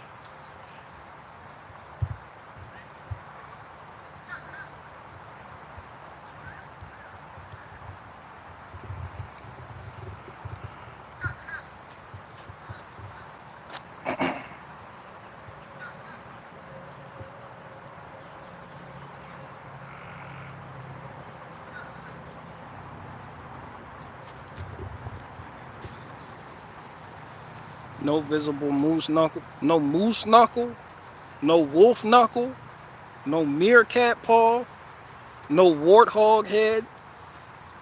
Yeah, no more. No moss. No moss. No more. It's time that we as Americans move past this. It's been plaguing our society for generations. And we as Americans, we're tired of it. How many of you have been in the store and there's been a grandma and you could visibly see her warthog head? Mr. President, what's a warthog head? It's what you see when you go to Walmart and grandma has on yoga pants. It's ridiculous.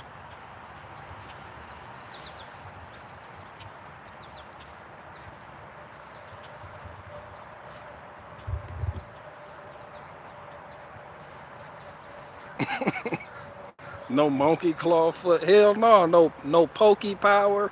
No none of that shit. No meowth paw, no southpaw, nothing. Nigga, just we're banning it. That's the first step. Yoga pants are a threat to our democracy. Shit got to stop.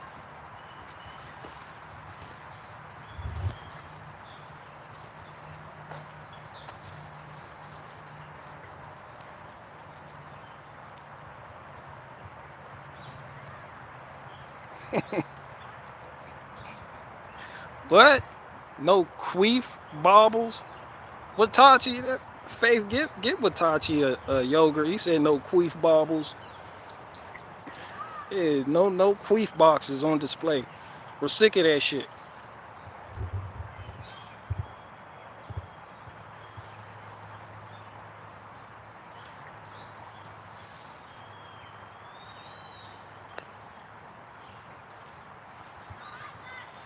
Y'all crazy. Nah, that's Watachi and Watachi started that one.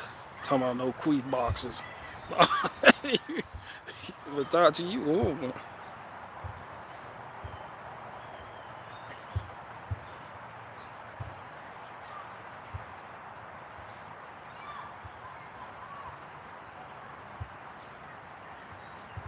Yoga pants with a long shirt.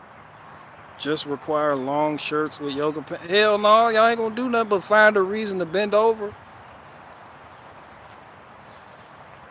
Y'all act like we don't see y'all on Instagram, on Facebook, on Twitter.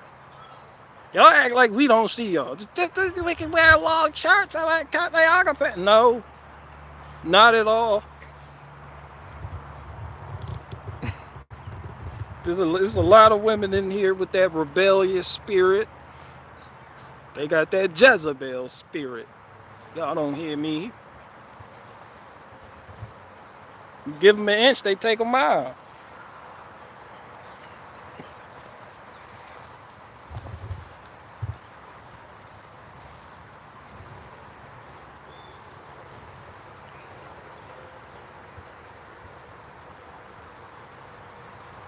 Like fart bubbles, but queefs.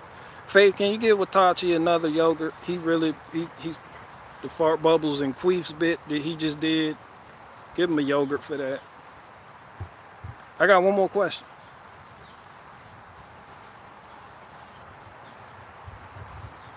One more question. No pressurization, tank knuckle. Yeah, none of that. I get BGW and GBW confused. Who is GBW? What is that?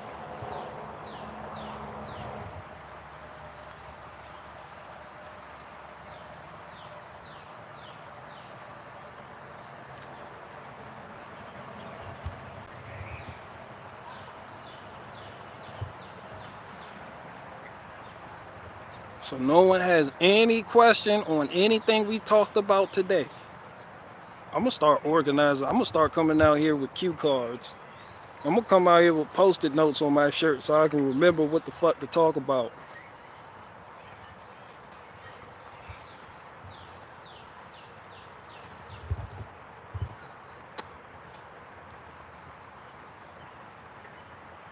Do you and be? Oh, where's Drew at?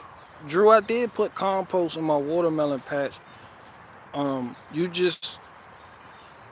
just racist because my dirt isn't as black as yours. You know, it's a misnomer going around. The blacker the dirt, the sweeter the fruit. My shit is brown. All right, please. My shit is brown. It be alright. Shit, my shit is growing. It be alright.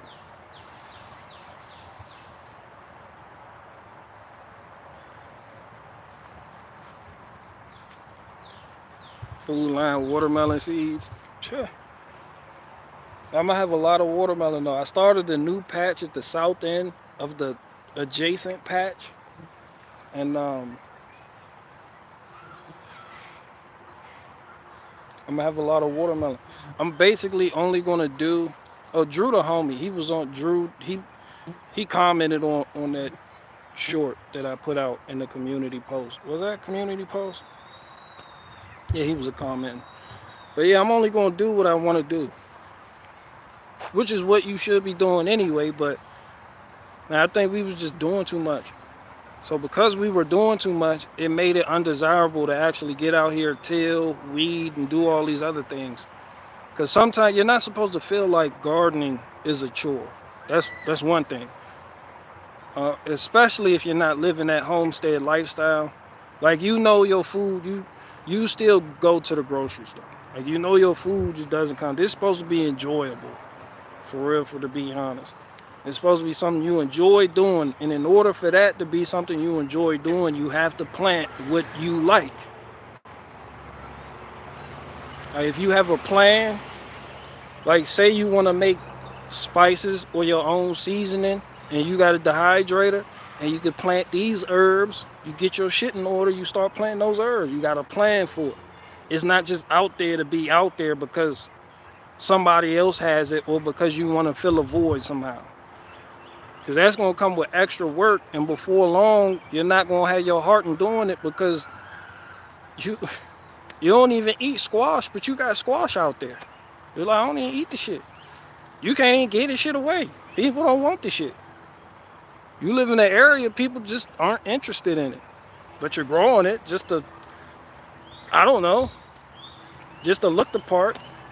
And then after a while, it just becomes cumbersome just keeping up with it. And it's just something else to worry about. So I know it's stereotypical, but for me, watermelon is something that my heart is in, and I'm on it. Like, I like coming out here, my little baby watermelon plants. You know, they're not doing the vine thing yet. They're not crawling. They're not in the crawling stages, but when they do, I'm gonna get out here. Oh, it's just a ooshy boy, just a little ooshy boy, just a little baby. Ooh. We got a lot of bumblebees out here waiting for the first flower to pop the fuck up on them. Yeah. And you know, on the other patch, we're gonna take the Q-tip and do the artificial insemination thing. Make sure, you know, all types of shit. We're gonna finger fuck it, make sure shit happens, you know. But I like doing it. Some people, they just got it. I don't know why they got it. But you look at their garden, it's just weeds all over the place, just shit everywhere. Just a whole bunch of shit going on and shit going bad. And you know, you homesteading, but you just growing a bunch of shit that you know your family not gonna eat. So the shit just sitting outside and it rots. You know, the shit going bad on the vine, on the ground, and you just like,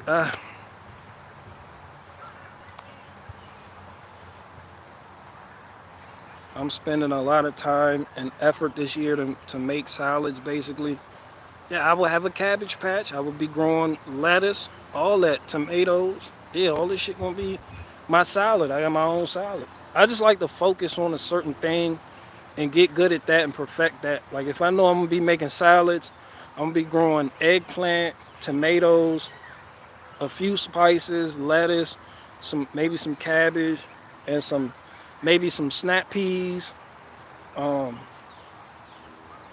and a couple other things that you could put in a salad. Definitely cucumbers. Shit, let's see, that's a salad. So when you out there weeding, that shit hard work too. The bigger your yard, the bigger your garden. You out there bitch weeding, you like, fuck this. Shit is hot. weeds popping up everywhere. You ain't got no plastic down, no fabric buried. So you just out there like, man, this shit cumbersome as fuck. You just get out there and you know what you're doing it for. Like this for my salad, we gonna be eating salad. I think the first 2 years that I grew a garden, I felt like I was trying to do everything. And I felt like a part of me was trying to do everything because the straight way Pastor Dow was real influential in me starting a garden. And he just had a bunch of shit, but that's because, you know, he was feeding the fucking community. Like, I'm not feeding the community. So I don't need to grow all this shit. I could just pick the things that I like. I don't need to have this just for the sake of having it. So that's something I had to get over. Like me and my wife. My wife, she just likes everything. Sometimes you just gotta curtail what you just gotta be like, no. Because based on the shit that went bad in the garden last year, we know we don't need that. You know, that's a good indicator of what not to grow. Yeah, sometimes you just want to grow things just because you see somebody else growing it. You like, yo, look at my shit too. Look what I got. Well, sometimes you don't want to grow things because people gonna see it as stereotypical. Like me with watermelons. Like I'm just, people, y'all think I never heard of the watermelon stereotype? I have. But that's not gonna stop me from growing my watermelon. I got dual watermelon patches. Yo, Tyrone Strawberry, I'm out here getting shit cracking. Yeah, look at me. I got dual watermelon patches. Fuck you mean, man? I'm out there bitch 7-Eleven. Cracking them. Fuck you mean. But nonetheless, oh, watermelon patch. Huh, stereotypical. You know that's stereotypical, right? Like, yeah, I know. I'm a nigga with a watermelon patch. It is what it is. I love it. I come out, I water this shit. I check it out. Yeah, this is my shit right here. Then too, I started late as hell. I started late as fuck, so my shit not even really doing what it should be doing at this time because I didn't start inside. Yeah, none of my shit I started inside from seedlings. I put my shit in the ground. I used the 300 method. The 300 method, I'm writing a book on the 300 method. It's basically some Sparta shit. You don't even put the shit under a grow like nothing. After the last frost, put that shit in the ground, son. And if it come up, that shit is worthy to come up. Whatever pops up, you know that shit done went through hell and high water to get there, and that shit deserves life. Yeah, when that shit comes up, that shit can be crowned king, because it done been through some shit. That's how all my watermelons over there started. I know they're going to be good. They had to fight to live. They fought. No, it wasn't none of that. Let's start it in the house and put it under a light in the basement and then transplant it. Nah, no transplanting shit. Just threw that shit out there, nigga. 300, get out there. If you survive, you can come back and be crowned king. Did you grow them from seed? Yes. I grew them from seeds outside, in the ground. No transplant.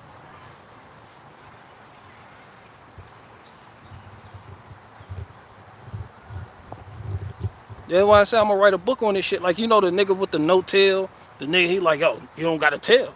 Like, no tail. Niggas like, no tail. They're like, no tail. Yeah, that's me. I'm like, yo, 300. They be like, 300? What the fuck is that? I'm like, yo, that's 300. Buy my book. Nigga, that shit dropping at Ace Hardware 2 months. I'm gonna have people out there talking about the 300 method. They be like, there's a 300 model. People be like, yo, what the fuck is that? People gonna be putting people up on game. They gonna be like, oh shit, I ain't even thought of that like that for real. Yeah, I never thought of that. A lot of y'all helicopter parents with y'all plants. It's just, you sing to it, you put it under a fancy light, you start it from the seed in a little tray inside the house, keep it warm. Yeah, my shit hood. My shit make it, that shit went against all odds. That's what they say, the tougher the life, the sweeter the fruit. I got one more question. Hello, internet friends. And today here I have another video for you. Breast pump in the back. I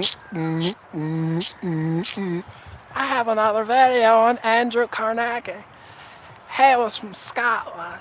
He came here when he was just 4 years old. He was born in extreme poverty. Even though he was born in extreme poverty, that didn't stop him from getting a job making $1.50 a week. He worked with his father at a cotton processing plant. And then, after he worked with his father at a cotton processing plant, then he got another job as an assistant because he had good handwriting where he made $2.50 a week.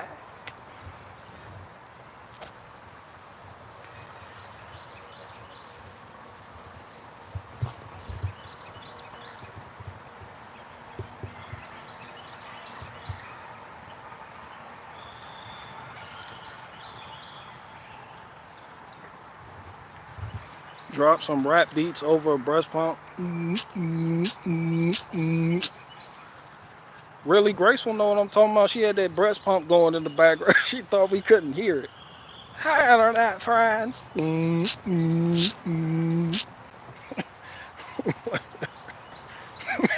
like somebody's hooked up to the Matrix. We call that shit being hooked up to the Matrix. That shit. The baby just there watching it. Yes, yes. The baby rubbing his hands. Yes. Hi, internet friends. I don't even gotta rap on no gangbanging shit. I can get on I wrote shit for the ladies. Yeah, I wrote shit for the ladies. I wasn't even on no rah-rah shit, nigga. Bedroom. When she get it, not to mention talking dirty. When she speaking with her finger licking features like a spoon, I just want to scoop. Let me show you what I know you really like. Elevate them thighs, let me slide right up inside. So good she wanna cry, it's like a drug. She got the butter love. I can't get enough. When she start to perspire, body burn with desire. Want you in the worst way, ride me, surf me. Almond brown eyes look me up and down, searching and thirsting. She ain't a dime, she a 13. It's worth it. When I feel a body stutter and she start to stutter, I know it's coming. I gotta tell her, hey, cut it out.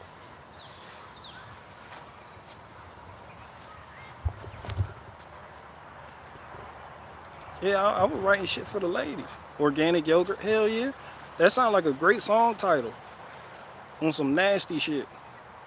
Organic yogurt. Fuck you mean? I'm not telling you what to do. Wood floor alchemist. I'm just telling you what's in the Bible. You have free will. You can sacrifice it like our Messiah did or hold on to it. It's on you. See? But remember in the beginning of the stream, I was talking Ronnie McDonald and Michael. It wasn't them. It was this nigga Brian. It was this nigga Brian 38316 and Wood Floor Alchemist.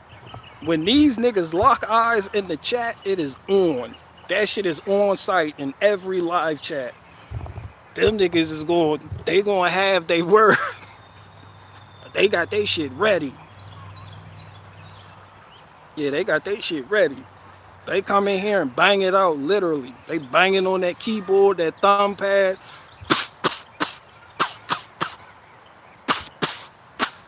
They banging that bitch out. They didn't get to responding.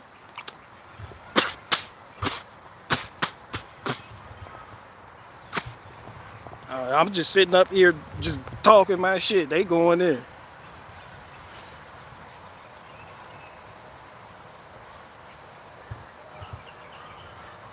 You call me Brown. I called you. I meant B Smith 38316. You know what I mean.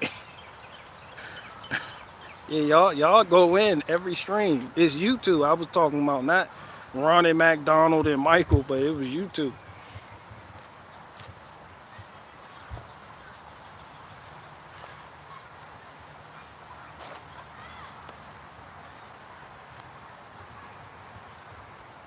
Watch how she work yet. See how she twerk that.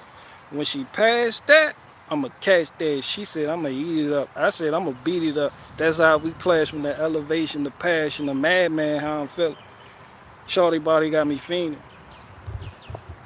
She spread them legs so I can go deeper. Sustenance craves vertability, not the phantoms of fever. I decrease speed so I can keep the momentum going, baby girl. You know what I'm doing. Just let nature run its course. Come back and I give you force. I love seeing you naked or love making you sweaty. Like, baby, keep it steady for real, for real.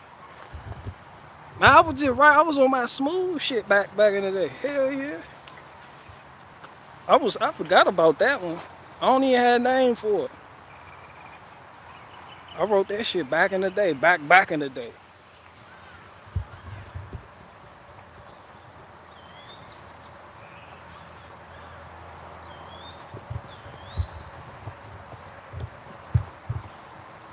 Don't have it all on messages, but can't see this B Smith guy. Okay, my squirrels, they're really going at it. I might have to break that shit up. The one squirrel just suplexed the other squirrel from the tree trunk. I might have to go over there and stop that. That's getting violent. Unless that's a female and he's just trying to mount. Yeah, he trying to mount. Okay, so some procreation going on. I understand now. Okay. That shit violent. Damn, nature. Damn, nature. She said no.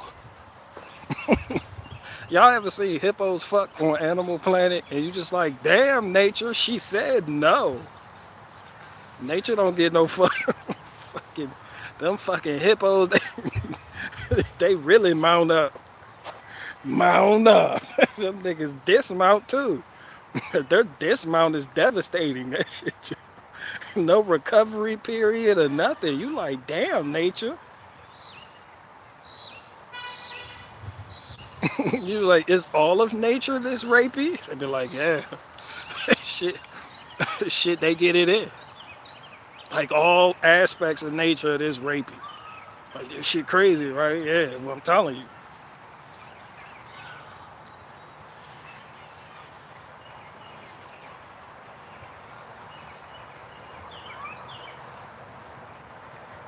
Damn, nature.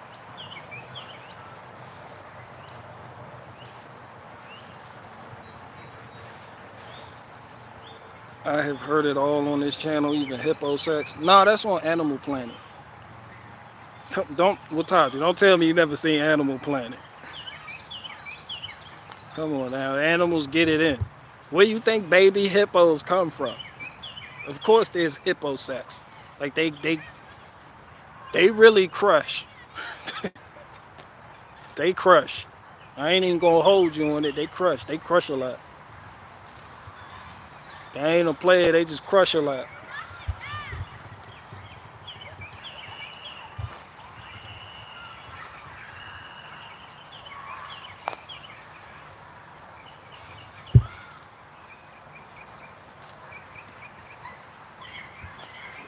I got one more question. I've never seen hippo sex, but absolutely they get it in. Hell yeah. Just think of dogs, but a lot bigger. Dogs are real aggressive. A dog will try to fuck you. A dog will try to fuck you through the screen door. You ever been over your buddy's house and knocked on the door? The dog came to the screen door with his dick hard. It was just humping the shit, trying to make eye contact with you. Hey, yo, get your dog. That just means it likes you. Nah, your dog dick hard, though. Like, nah, I'm not feeling this shit. Put this little nigga up. It doesn't bite. You're being a big baby. Nah, son. Like, your dog trying to bust on my Air Forces. I ain't even feeling that. Put this nigga up. Dog people don't give a fuck. Dog people don't care about your plight. They don't give a fuck about your concerns. They just like, yeah, sure, come on in. Oh, that's Bella. You're like, who the fuck is Bella? A big ass Cane Corso come out. You're just like, hold on, you need to put Bella up. This big, strong neck ass Cane Corso right here. This shit had the dick hard. I thought it was a female. Like, that's just Bella. It's family. You're good. Come on in. You're like, nah, son. Fuck no. Fuck that. This transsexual strong ass cane corso you got right here. Hell no. You don't got a cage for this nigga? Dog go anywhere in the house. The dog owns the house. The dog treat the house like Pride Rock. The dog treat the house like Mufasa treated Pride Rock. You go everywhere, son. It was like, what about right there? Don't go there. It's like, why? Don't ask questions. Yeah, but all this shit, hell yeah, you got the dog on the counter, dog in the stove, dog on the refrigerator, dog on the screen door, dog behind the sofa, under the sofa, on the sofa, in the sofa. Got dog everywhere. Kids' room, bathroom, baby room, in the attic chasing bats around.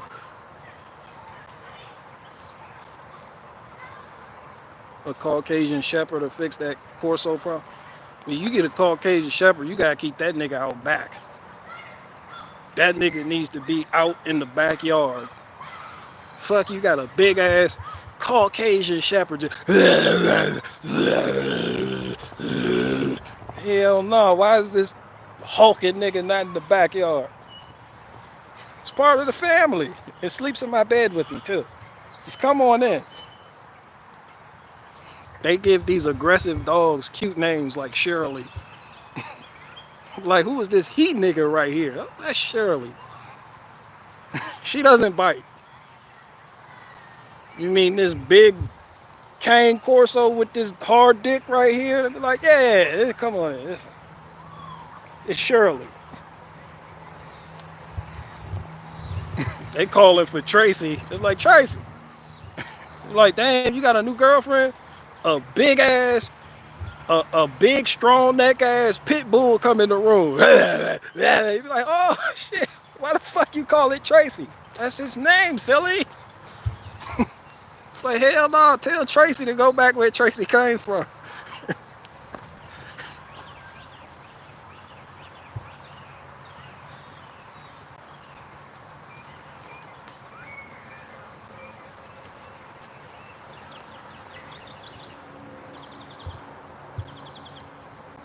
Pit bull owners always think their pit bull is the sweetest until it rips a baby's face off. And they think they swear they dog shit don't stink. Like the bully people, they're like the flat earthers of the dog community. Look at my bully. They call it bully. It's a pit bull, but just a little baby bully. Look at the baby bully. The baby bully does killed the Dalmatian they had. You'd be like, what, did you have a Dalmatian? They'd be like, yeah, we had one. Like, what happened to her? We don't talk about that. The pit bull over there, look at this. We don't talk about that, nigga. Be like, damn, this shit crazy. It's just an adorable bully. It's an adorable bully. That's my big bully. That's a little bully. You'd be like, how old is it? It's always 2 weeks. How old is this big ass dog right here? It's only 2 weeks. It's just a little baby. Aren't you a baby? It's a baby. Does the baby want a biscuit? Maybe a bone? Maybe a bacon strap? Oh, baby, baby, little baby, baby, baby. You'd be like, that's not a baby. That's a big ass. That shit need a job. That shit got a mustache. That's just a little adorable baby. It's just a baby. Like, this shit destroyed your screen door.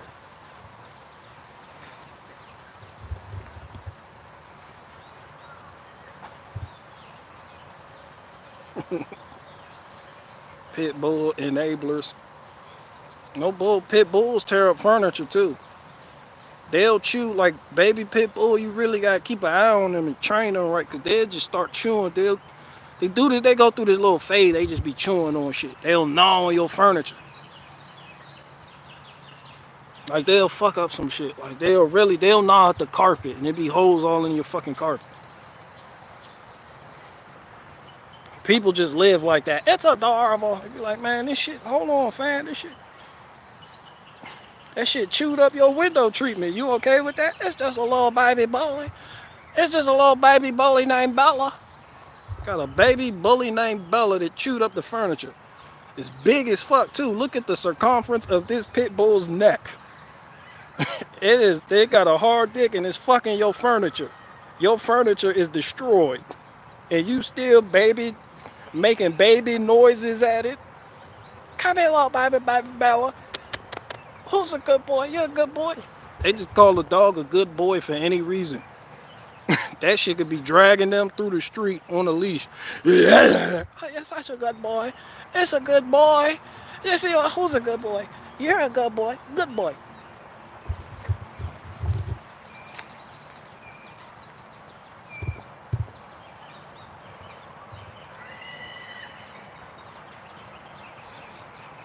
You can own a pit bull if you're hunting lions. That's where they get their name from. They used to pit bulls. Like that's why they got jaws like the big dumbass. That's why they built like that. They just low center of gravity. They don't get too tall. They get wide, muscular, and they pit bulls on some Spaniard shit. Just on their terriers. Them bitches pit bulls.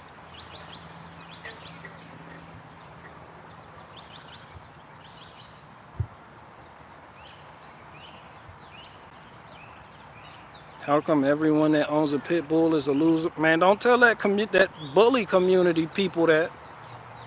Hell no, I don't want them niggas here. Don't say that shit too loud.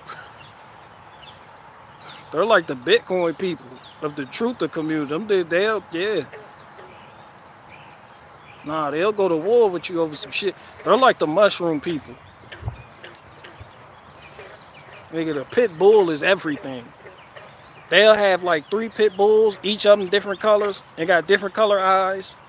One to have hazel eyes. They got that nigga on a pedestal. They just look at it. It's just the most adorable thing. So you can't go nowhere without them talking about that pit bull.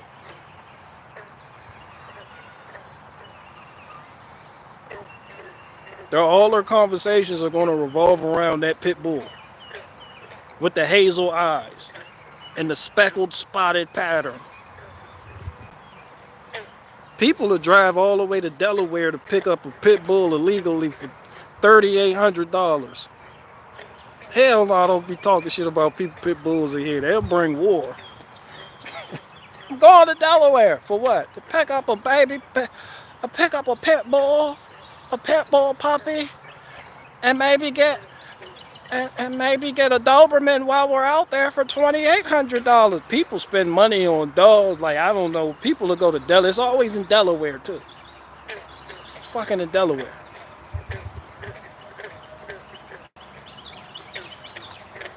You ever had a kid that came home with a Doberman that he just left? Where you get it from? Delaware. How much you pay for it? $2,800. Man, go take that shit back. Go take that shit back.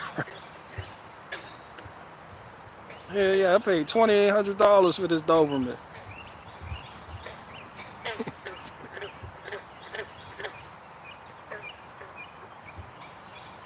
The Dobermans are fast as fuck. They're not fast. Like, they're not Greyhound fast, but they're quick. They're quicker than Greyhounds, I promise you. Just longevity running, the Greyhound got it. The Doberman is like ultra instinct fast. Like that shit, you ever try catching one? That shit just here. Like my cousin brought her Doberman over here. We were trying to catch. That shit was standing right here. I grabbed it and still missed. And that shit was standing still.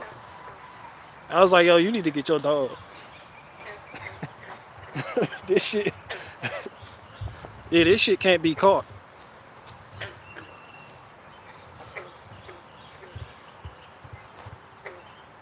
Them shits, they got like explosive speed. They're like from a stopped position, they just and just be there. Be like, all right, cool. You ever try to catch your dog and it don't have the leash on, but it think you playing with it? So that shit just, and you like, wait, hold on. Come here, Lucky, come here. You got the leash. You like, come here. I got a biscuit. Come here. That shit.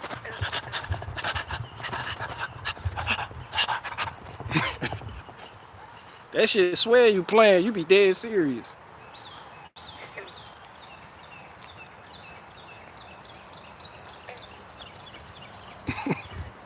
It be people, grandmas walking by. They be like, I'm sorry, I don't know how he got out. I don't know how, I apologize.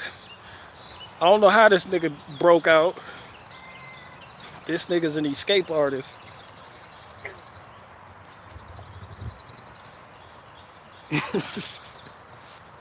This shit fucked up because sometimes dogs do break out. Like it's nothing. You just be like, damn, I took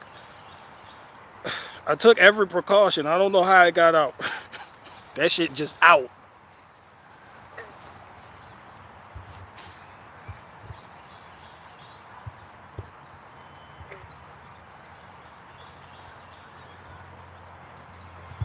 Anyway, I'm out of here.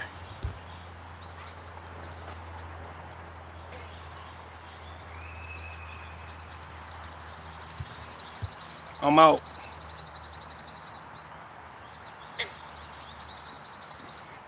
Y'all gotta chill. My next live stream, y'all can't be having sex in the background like this. This shit is embarrassing.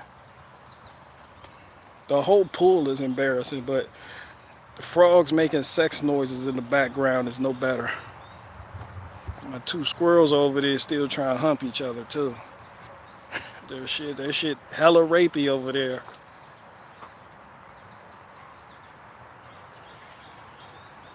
Nature need to chill with all that rape. Hell yeah, Watachi, look it up. Hippo, I mean, not look it up, but yeah, that was one of the wildest things I've seen on Animal Planet. It was hippo sex. They dismount more aggressive than they mount. Shit is that shit is destructive. Oh look, a cardinal. It's a cardinal. Hi, cardinal. Little dirty burgundy bird.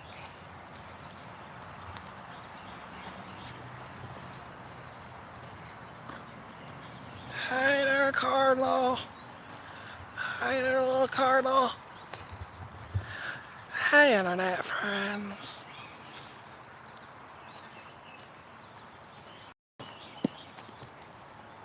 Hi, internet friends. Today we're going to talk about John Jacob Astor, an immigrant that came to this country with no money. It wasn't until his wife received her inheritance of $300 that he put money into a company for the fur trading. He was a... Shut up! He was a fur trader. Will you come do the live stream then? Come do the fucking live. Or you can do it better than me. I'd like to see you try. I got 88 people. Try to do better than that. Then holler at me.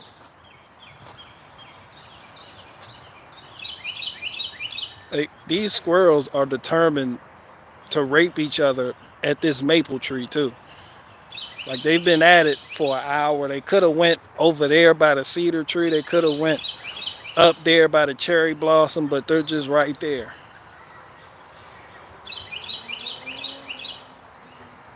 Like I don't want a squirrel rape landmark in my backyard. So I'm gonna have to run them out of here. Yeah, that bird is aggressive.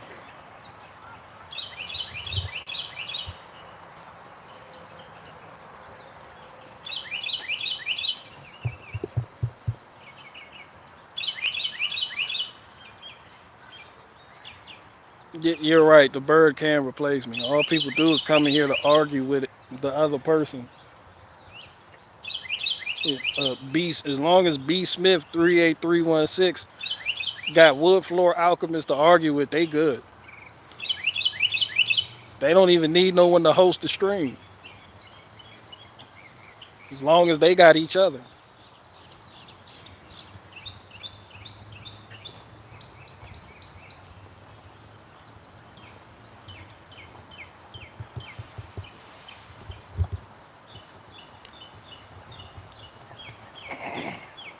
Nice walk. Thanks. Thanks.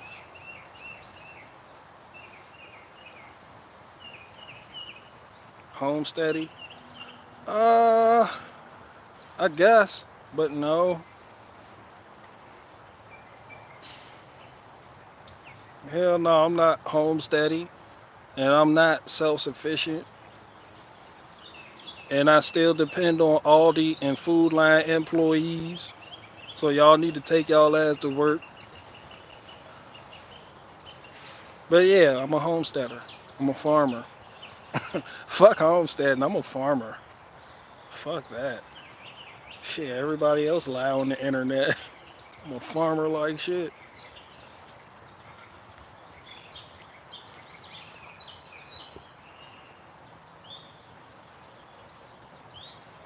I call it sharing BG, not arguing, and sharing is caring. You're absolutely right.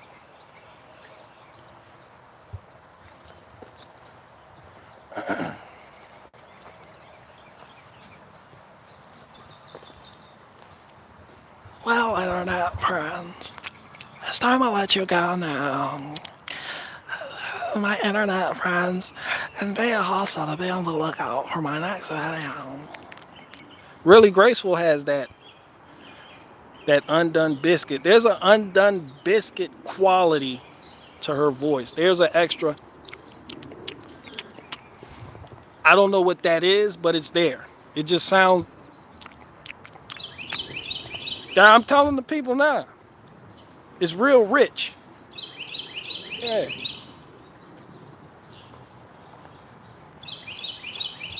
Hi, internet friends. Here in another video again. Just another video about Jacob Smith Roster Astor Carnegie.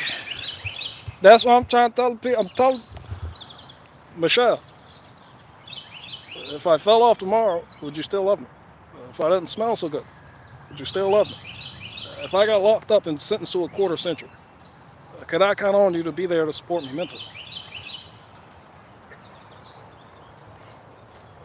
Telling the people that now.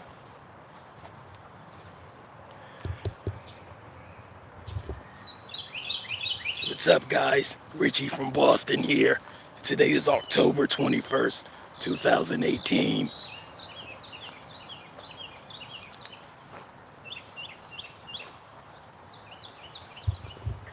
That's absolutely right.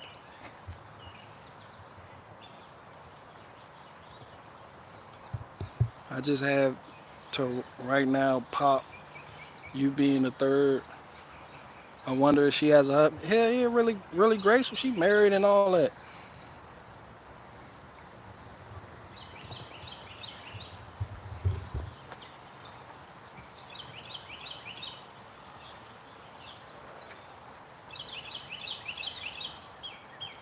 Hell yeah, she a stay-at-home mom or a som, as Yellow Cake Maker calls it.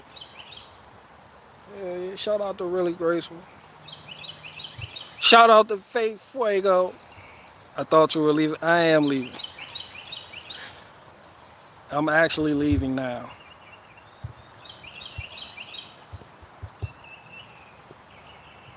Hell yeah, shout out to Faith.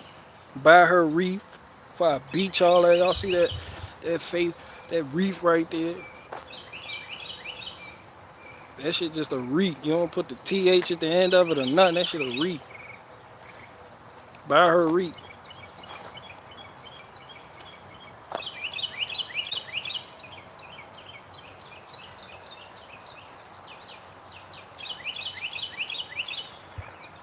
Anybody know where Chinky Bear is? That is like a whole. You said Chinky Bear. Damn, that's like a whole derogatory. You might as well call me a nigger with the hard R in there. You done called the woman Chinky Bear.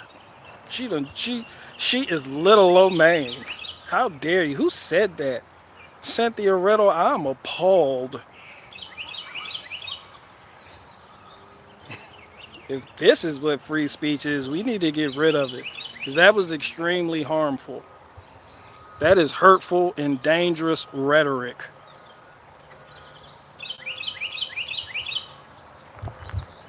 Is Chinky Bear here? How dare you? How double dog dare you with a taco on top? How dare you?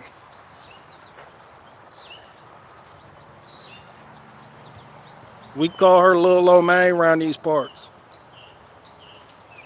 aka no turn signal, aka Peking duck.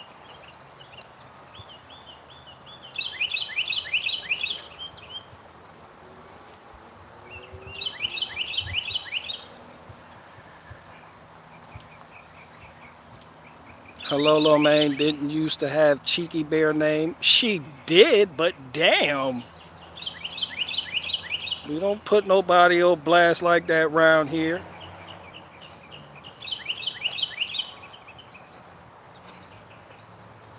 People with my skin color used to be called niggers too. But you don't hear them on the news calling us that. My goodness. The nerve of some of you people.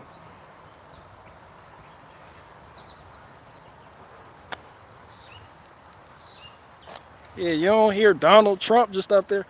It's the niggers, folks. The niggers, they're here. They're niggers.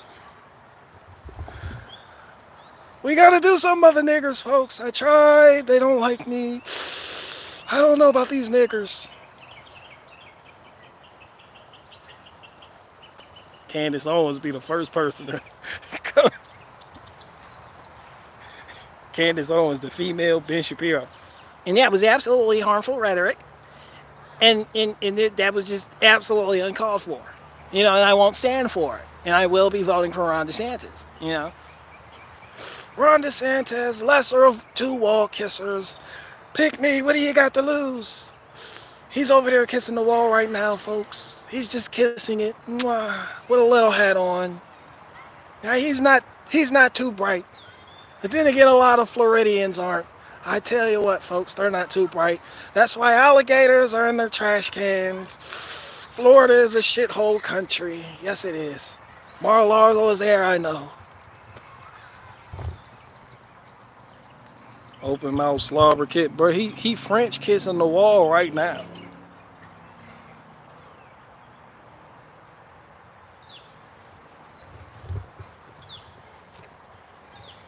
I hear you little, but when you get my age, you forget everyone. Now, I'm just giving you shit, Cynthia. Oh yeah, my phone fucking. It's time for me to go. Yeah, shout out to everybody though. I'm about to get the hell up out of here. Shout out to Irish. We're just We're the real deal.